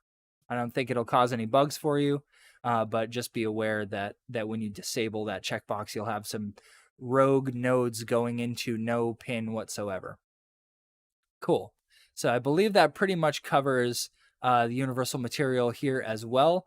You can refer to the standalone walkthrough for each of the individual parts, but really easy to browse through, add a list of the ones that you're going to be using and get to those there, or you can do it here. You can shift click to add multiple. You can control click to deselect, or you can click and drag. All of that works inside of there. If you click an individual one, then just that one's going to show up. And if you're inside of the material editor, which comes up by double clicking on your material, you're only going to have access to one at a time, though the basic tab is always visible. So that can be kind of handy to see what is and is not working. One other thing I want to point out as well, when you're working in Universal and you're adding stuff, and you're having a bunch of different nodes going into different things. Say you have, an whatever fractal, I don't care, going into the albedo, and you want to see just this, you can tap D while you're here selecting it, or you can right click and say solo node. You can see D right there. But if you solo the node, then you have access to seeing just that effect, not the whole material, but just the thing that you're looking at. So if we disable that solo node, now it's the whole thing. If I enable the solo node, it shall have no lighting on it at all, and it'll come through as if it's like a completely no lighting scene with like 100% ambience. So useful to know that you can solo out anything, and that can be very useful when you're getting into material layers and things start to get really hairy with all the different nodes. Soloing one is really great. Real quick, let's hop over into standalone to see if we can solo a node. I don't know if that's possible.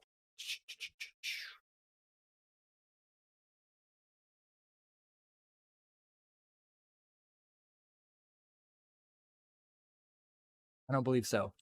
So that's a really handy thing inside of Octane for Cinema 4D. And I believe that's it. If you guys have any questions about universal material inside of Cinema 4D, please post here in the comments. And now we will move on to Blender.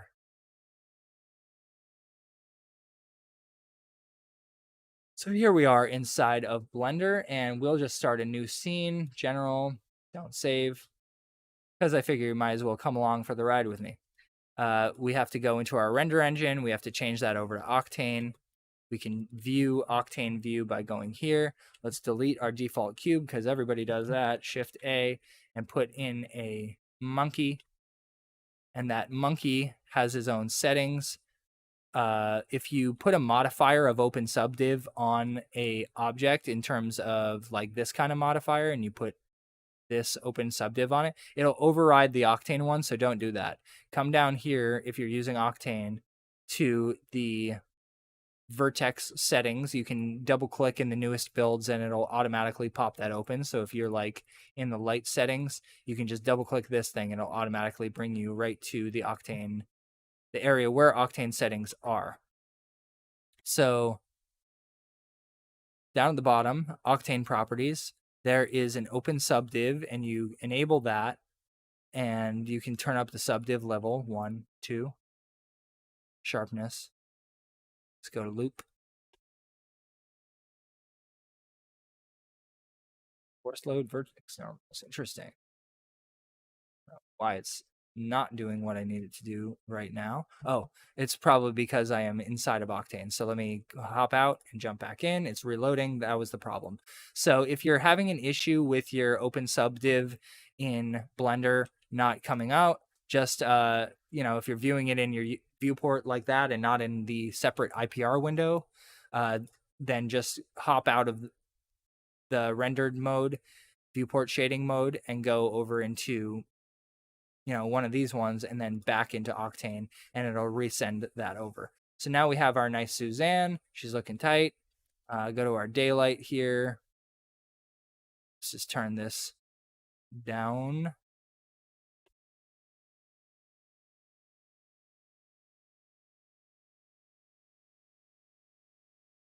I'm going to go into our shader editor. So this is really important for Octane. You have to have a shader editor and use nodes. And now we have a tune point light because I'm selecting the light. Select Suzanne. She's got nothing on her. So I'm going to create a material. In this case, it's the principled BDSF that comes up, but that is not what we want. So we're going to do Shift A, and we're going to say Octane, texture, Octane material, universal material. So that brings it up that way. You can also go new material, create a new one, slot 2, click new, and it automatically creates a universal material for you. So we have this material currently applied to Suzanne. We have material 001, right? And that here has all the same settings that we're used to in Cinema and in Standalone. So the order is very close to Standalone, even more so than Cinema. Cinema basically reorders everything to be in the context of like a Cinema 4D material, whereas this Blender one looks to more closely reflect the order that Standalone likes to present these things to you. Also believe that you can hover, could be wrong, we'll find out.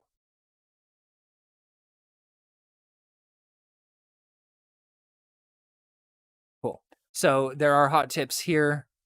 And then let's hop over into Cinema real quick, just because I want to see if we get anything related to hot tips. Nope, not seeing anything there. Cool. So I'm not sure if that is a function of Cinema 4D to allow you to see hot tips pop up. I just not recalling it at the moment. Our universal material, as we can imagine, right now it's set to specular. If we click transmission, Octane texture, they're going to let us bring in a grayscale color, which is a float. And by it being at 0, we have no transmission. It being at 1, we have full transmission. But if the albedo has content, then we will not see that. So I will have to bring the black out. It's not updating. I think our Suzanne here needs her material applied.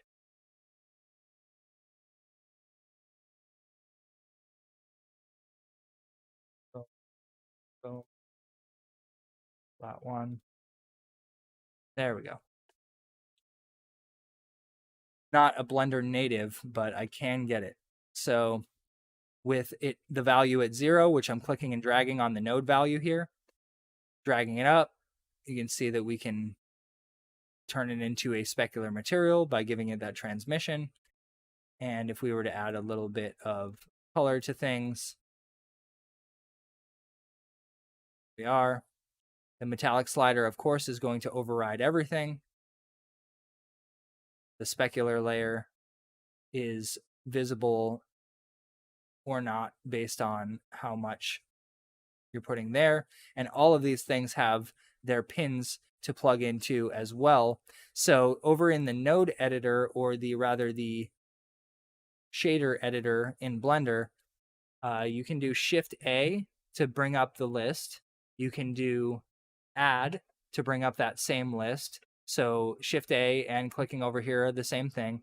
But you'll also see over in the object properties panels here that there's a little drop down, and this is really handy because if you click on these little circles, they pop out all the things that you could plug in, and that's just an easy way to not have to be spending your time inside of the shader editor. Like if we've got our timeline up here and we're not working at all in the node editor, then it makes it nice and easy for us to plug whatever we want in there. Now, some of them have that pin there and you can't really use it. You can animate the property with the thing next to it. That's interesting. But yeah, if you try to click on one that doesn't have any items that come up, then they just don't come up. Click on one that can have something, then it does. Octane texture, geometric, operators, procedural. Chainmail.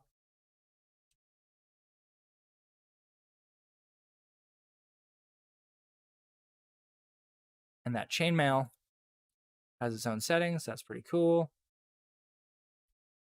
And the transform, of course, transform value, projection style, and say triplanar.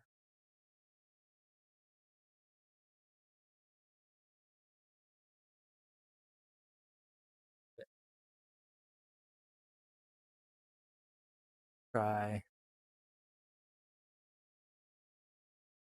spherical.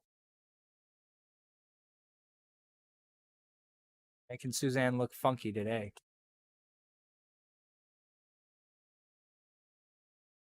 So our universal material has all those awesome settings, like the thin film, the sheen, the transmission, geometry properties, and the material layer here has that same feature where you can add a group, and then within the group, you can add additional inputs. Material layer group, add input. That's interesting. I don't know why that function is broken here, but maybe it's not broken here. Let's see, shader editor.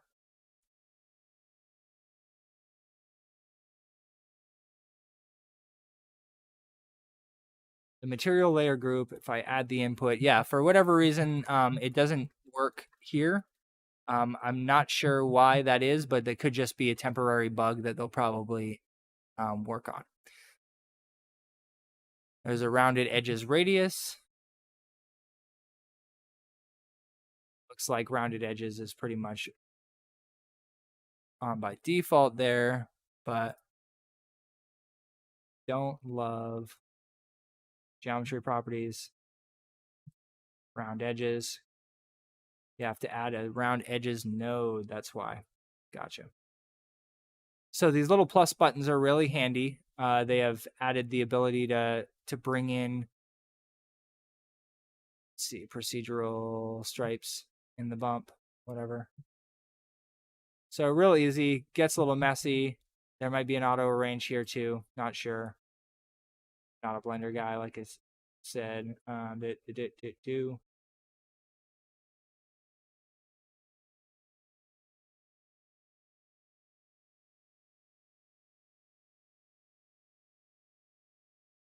Yeah, so there's not an auto arrange here in Blender, so that's one caveat of working in Blender rather than Cinema 4D. That auto arrange selected is just so handy.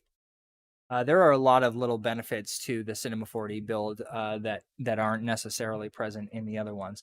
So I think that this is enough for Blender. If anybody has specific questions about this build and how to use universal material within it, just let me know. I'll happily fill you in. But everything is pretty self-explanatory based on the standalone stuff that I went over. So now that we've seen Blender do its thing so beautifully, which it does, I absolutely adore Blender. Don't get anywhere near enough time in it as I'd like to, but you know, Cinema 4D and Houdini, they really take up most of my time, and 3ds Max with TyFlow is kind of my other obsession right now. So between those three, there's not always a ton of reason to use Blender, but if I'm creating something specifically in Blender, using some of the Blender tools and plugins, I love having access to Octane here. And then, of course, if you are a Blender user and you just want to get into using Octane and you have one GPU, I'm only using one GPU right now because the NVIDIA broadcast software uses RTX, and when I'm rendering with both GPUs, it actually slows down my audio and my video for this stream. So as you know, you can probably see that you can get really great performance out of just a single 1080 Ti. It's not that bad. But now we're done here inside of Blender. We're going to pop over into 3ds Max and then Houdini, and then we're going to call it for today. So 3ds Max is a bit like an alien for a lot of people, just because a lot of MoGraph people that I know are learning Cinema 4D first, like kind of coming from Photoshop and After Effects and all that kind of stuff. So I've got the Octane Render viewport open here. I've got my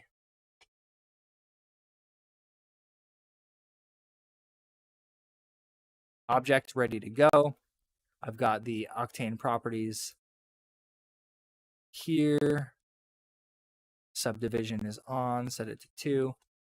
So if you have subdivision off and you're seeing some kind of normal shading issues, I've been using the Octane geometry properties to just turn up subdivision and gets those to go away right away. It might affect render time, likely does, but if you're not giving it enough geometry and you don't want to add actual geometry, this is the way to do it.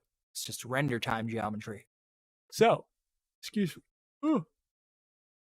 Now we are inside of 3ds Max, which has 2 material editors. One is kind of a shortened version, and the other is the Slate Editor, which is like the node editor. So all you got to do is tap M to bring up one of them. And the compact material editor is, I believe, what comes up by default. If you go to rendering material editor, it'll let you select either of these, the compact or the Slate. And those are also shortcuts, I believe, up here. Yeah, material editor right here. Letter M is the easiest way to pull it up, so that's how I like to pull it up. And by default, the mode is in the compact mode, and that's actually a really easy way to get around the materials, just to use this. So if I select the first material that we have, and we have this drag and drop onto our object, right over here, if I just click on a default, here we go. This is what you will see when you first open 3ds Max. Even if you have Octane installed and you open up your material panel, you'll see that it's set to a physical material, and there's this little icon here that represents it. But if you click where it says physical material here next to all this stuff, you can go to the Octane materials and you can add your universal material there. You can see all those other ones, including the layered, metallic, diffuse, all of our classic friends, but we'll choose universal material. It'll take a moment to load, and now this is a universal material to be dragged and dropped onto whatever you want. And all of these settings are the same as in the last ones. Just make sure that there's even a handy export Octane material right at the bottom. Not all of them have that. And if you hover over everything here, you can get help as to what they do. So that's really handy, right? The material layer part, let's see, it's just what I want to find. Material layer, here it is up at the very top. So again, different from the other softwares. Most of them have material layer at the bottom. In this case of 3ds Max, they have material layer at the top. So if you click on that and you go into the material layers here, you can see you can add our friendly layer group.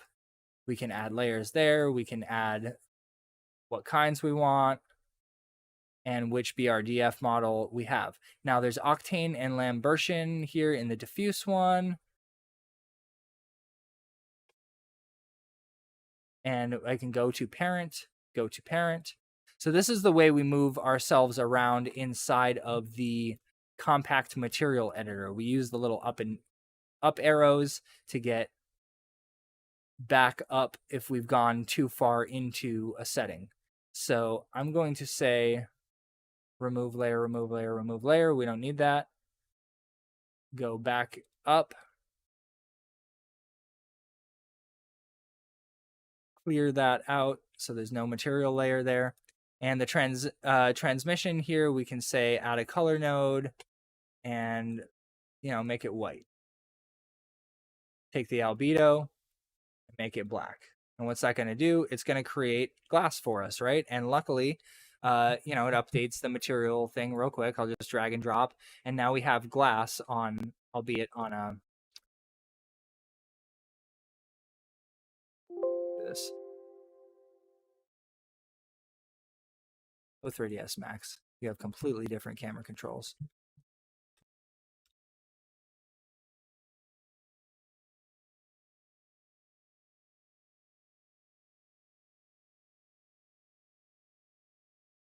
Don't have my gizmo plus.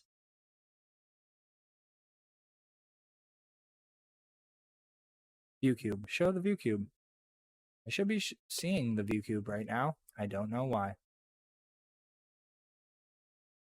Invert background. Solid color. Well, I'll use my space mouse in the meantime to move us around and make it so we can see some of that blue sky on our glass ball. So again, if we wanted to make these universal, change them over to be universal. And it takes a moment and it pops it in. So I'm going to put this one back on it. Go back into the settings. And now I'm going to show you the Slate Material Editor, which is basically the same as the node editors inside of Cinema 4D and Blender at very least. Kind of similar to Standalone, but closer to the other two. Hello again. Modes, Slate Material Editor, here we are. So as you can see, we are viewing a material, pick from object, get from selected, get all scene materials, assign material to selection. I will say get from selected, pick from object, why not? Boop. So it'll allow you to bring up multiple materials in this Slate Material Editor, but this is the one that we were working with. Change material map type. Interesting. So here we are looking at a diffuse material, and it doesn't have all the things we want. So if we right click and say change material type to universal material, now we have a universal material. And by default, it's got a little specular on it. That's cute. Now, there are kind of refresh issues here. Like once you click on something, it takes like a moment to get itself up to speed. So that can be a little annoying. seeing if there is a material layer node here.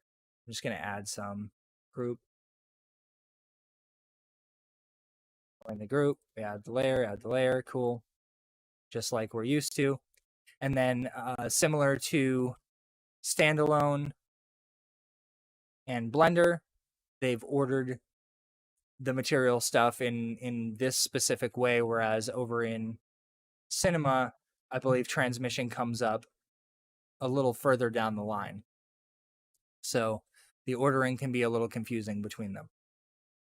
But ultimately, everything's connected to everything else within the universal material, and that's really all you need to be worried about. So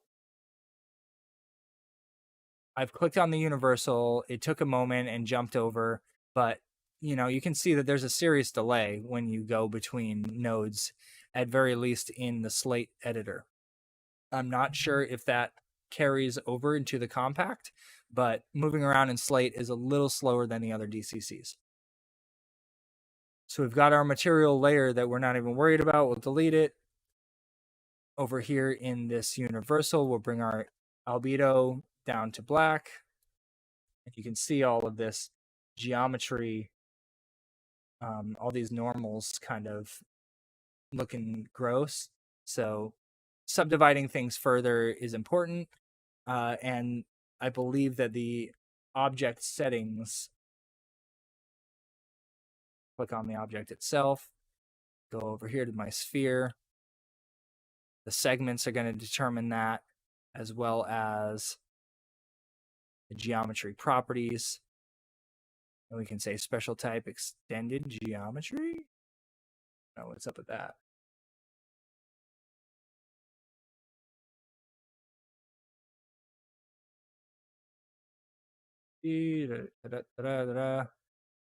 Sharpness 0.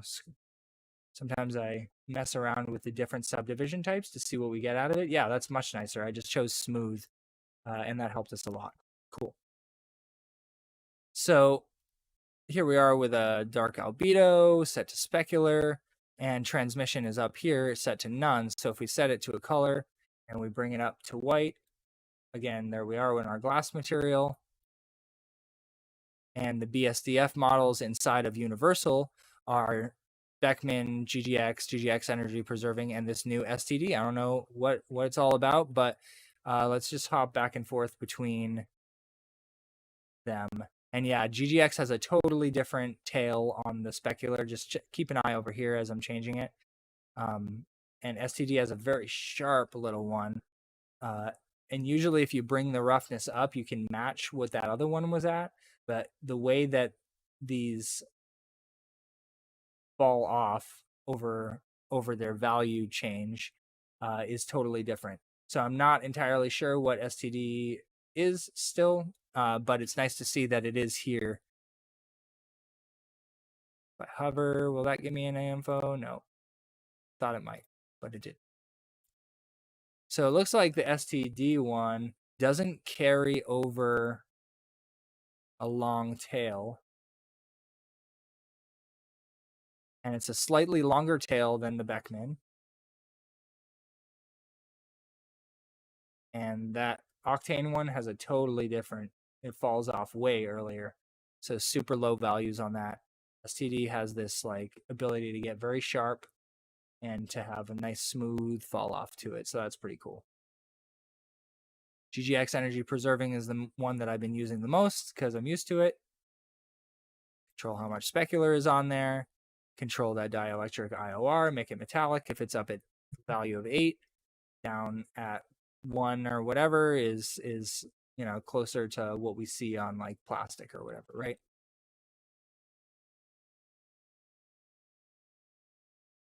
So we've seen how to add those things. Right-clicking and going to materials, Octane will come up with these different kinds of materials.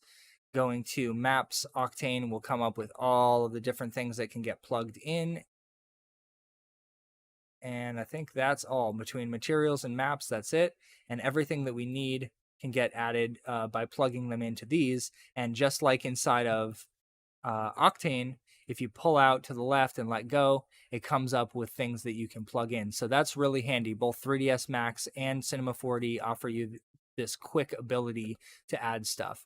I find that to be much faster than even using, you know, drop downs and things like that, because sometimes these textures that you want to go to add, you got to go through a bunch more clicks to make it happen, right? So why even mess with that? Why not just go to your coding roughness, pull it out to the left, and say procedural and, you know, flakes or whatever. So boom, super easy. That's it for 3ds Max. Now we're going to jump over into Houdini to have our look at the final DCC for Universal Material. And thank you guys so much for sticking with me. I know this was obviously longer than expected. I really didn't rush myself, and I wanted to cover everything in extreme detail. But there will be a refined version of these tutorials that's much quicker to watch, somewhere around maybe, you know, 5 to 10 minutes a piece per DCC. And keep an eye out for those publishing to my channel very soon. Thank you guys so much for tuning in. Now let's head over to Houdini. Oop. Oop. So I've got this scene here that I loaded up with just the basic Octane. I'm sorry, not Octane.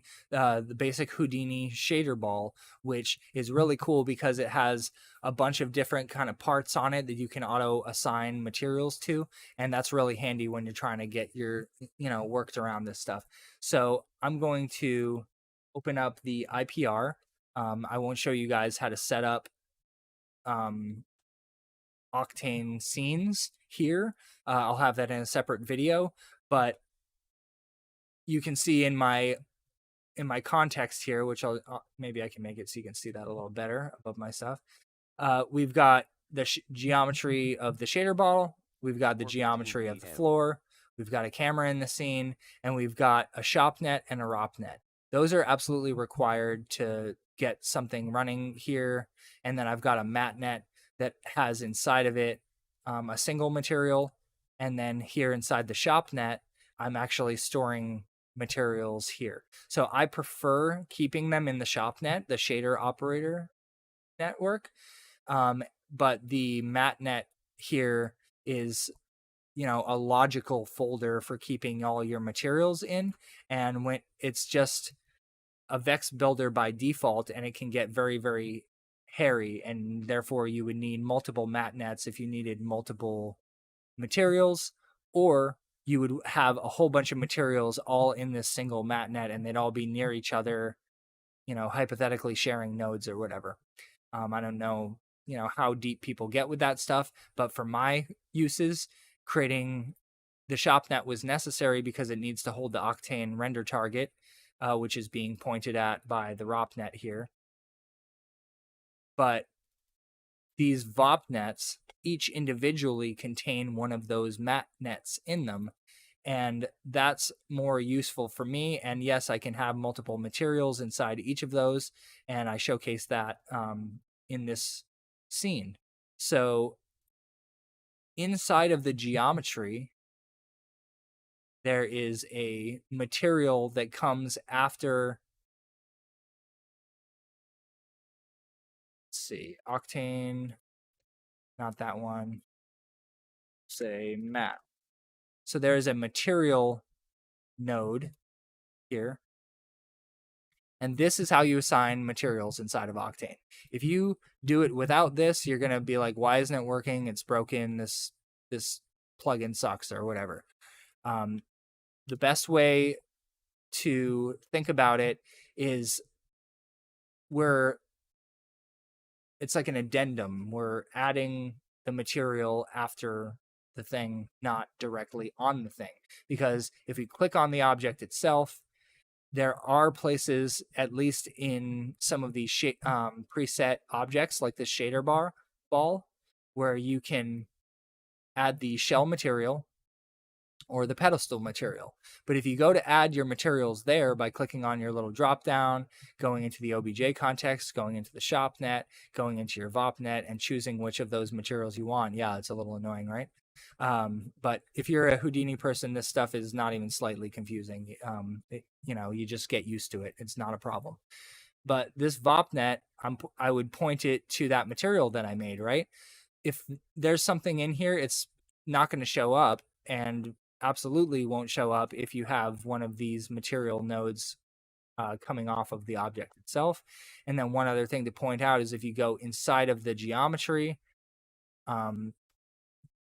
if you go up and click on the geometry and you go to render, there is a material drop in here. And this is usually where you will put your, whatever material you want on top of something quickly.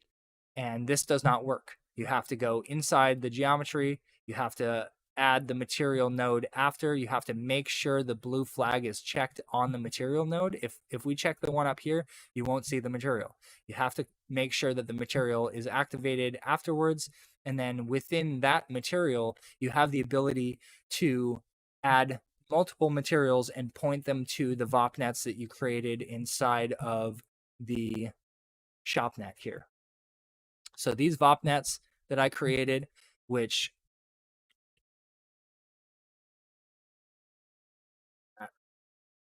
if I create a material shader builder, no, not that one, Octane network.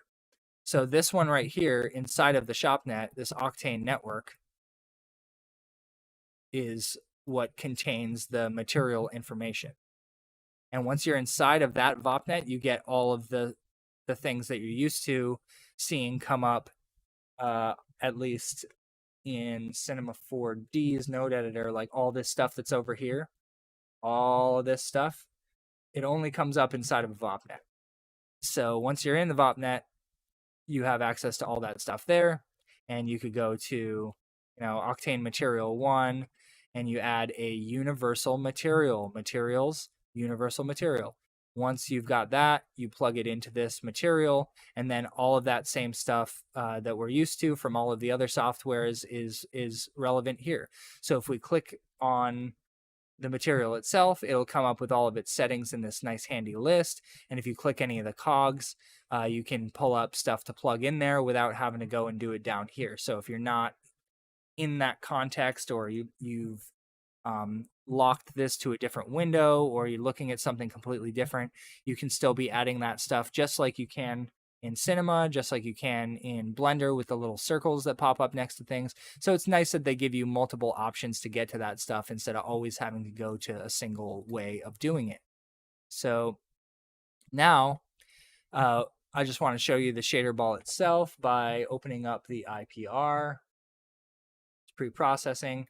And what I've done here with the shader ball, by default, when you apply an Octane material, you'll usually see it come up as pink if Octane's not properly reading the color information.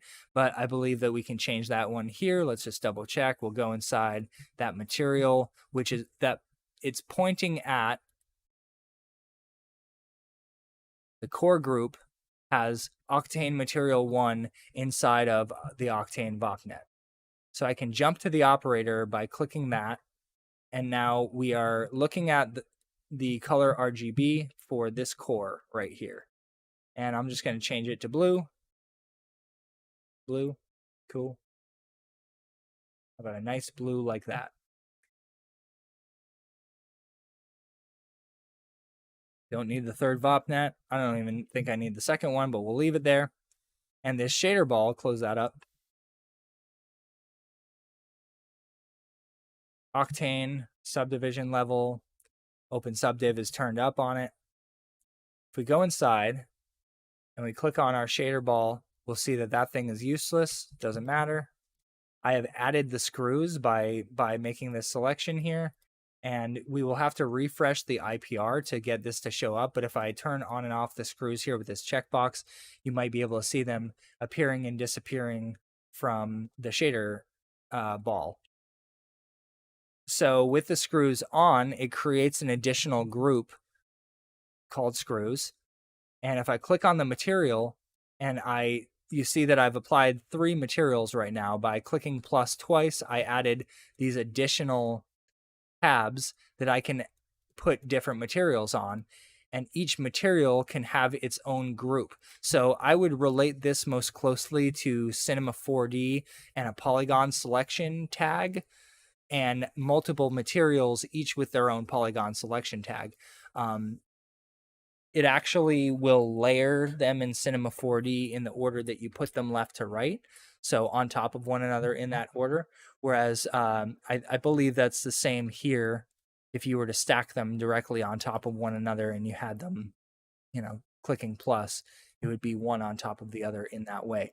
So what I've done with each of these materials here is I said this material, Octane VOPNet 1, Octane Material 1, and let's just go to that real quick. ShopNet, VOPNet, Material 1. It's this one.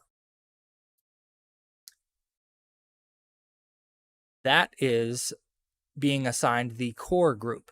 So just the core is having that. And if I turn that off for a second and I reload, it doesn't affect us because we have assigned materials to those other groups. But just to show you that the dropdown here automatically comes up with whatever groups are assigned within this object. And if they're named properly, which in the case of these pre-builts in Houdini, all the groups are pre-named, and it's super easy to just add what you need. You add the core group. Now that blue material 1 is applied just to the core. And if we go to 2, then we can see that I have applied to both the pedestal and the shell the second material that is inside of that same VOPNet. So let's go into it one more time. ShopNet, VOPNet 1. The second material that's over here is a specular material that is being sent into material 2. And they have added those new models inside of this version as well, which is handy. So if we wanted, instead of having a specular material there, to have a universal one to be the glass on the outside of everything, which is fine, we'll do that. We're going to right click Octane, Materials, Material Universal. So now that I bring this in, we can replace this by coming out of the little yellow into the little yellow. And now we have the universal material instead of the specular material. And that's much better, isn't it? Because it's got everything we need, including the layer system built in. And it looks like, yep, they put transmission up at the top and albedo all the way down. So this is much like Blender and 3ds Max, as well as the standalone layout. A little different than Cinema 4D. So we've got our universal, and at this point we should be pretty well versed on how to get a glass material out of this. First, we need our albedo to be black. Okay. Then we need our specular type. Metallic is down. Dielectric IOR. And unfortunately, I'm going to have to take a quick pause because I got a little kid that's crying.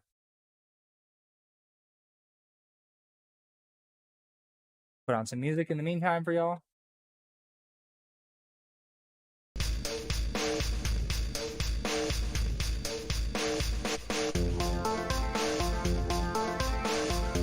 Check.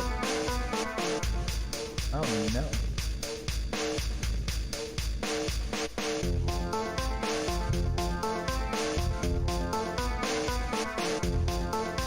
Back in just a moment.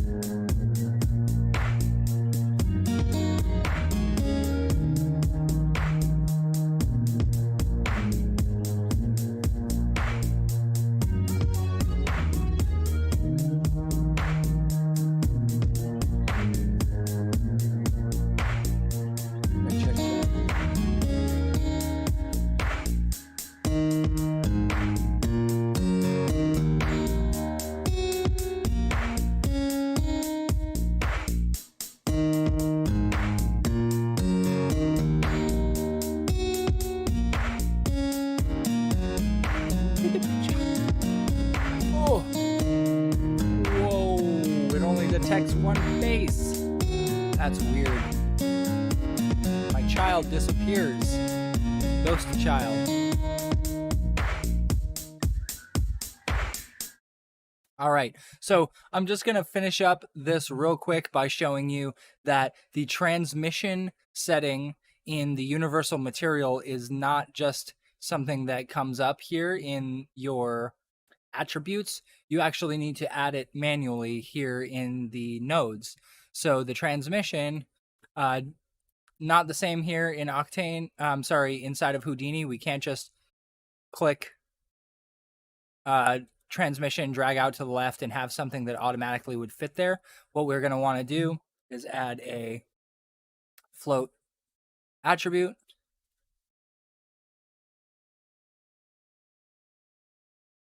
Put that there.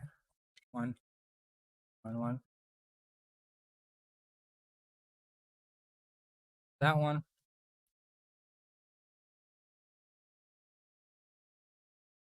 Or we can say gray, color grayscale. That's fine. So they don't necessarily call it a float in this one, but here we go. So now I can make my universal material have that same effect that I wanted. The glass effect. 0.02, maybe?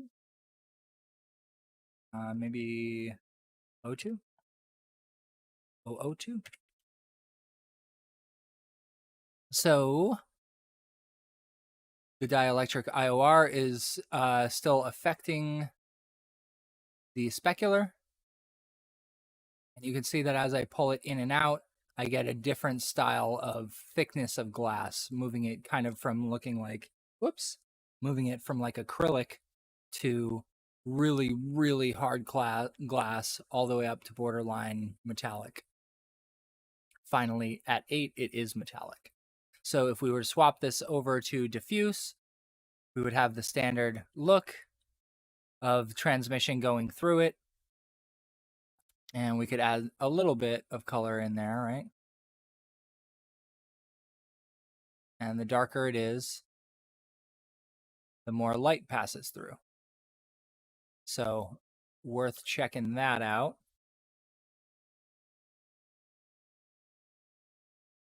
And by the albedo being black, we have glass set to specular, and the IOR can be somewhere here in the middle, like so.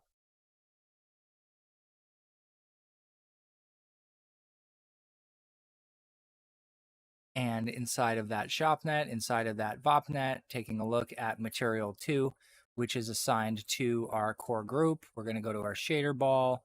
We're taking a look at the material that's coming out of it, and we can see that it is assigned to both the pedestal group and the shell group, and the third material on there is assigned to the base and the screws. So if I was to remove the base from here, let's see what it would look like. I'm going to do reload. Aha. So up here, this thing that it's sitting on is not metal. So it's just this purple thing, and that'll show up, you know, when it's viewed through another one. So I assigned both groups by just coming to the drop down here and saying shell base group. Gotta reload. Yeah, honey. We're almost done, okay? And then we can go and watch your show, okay? Okay, good girl. All right. Come back into the scene, my little one. Yeah. There we are. There we are. Cool.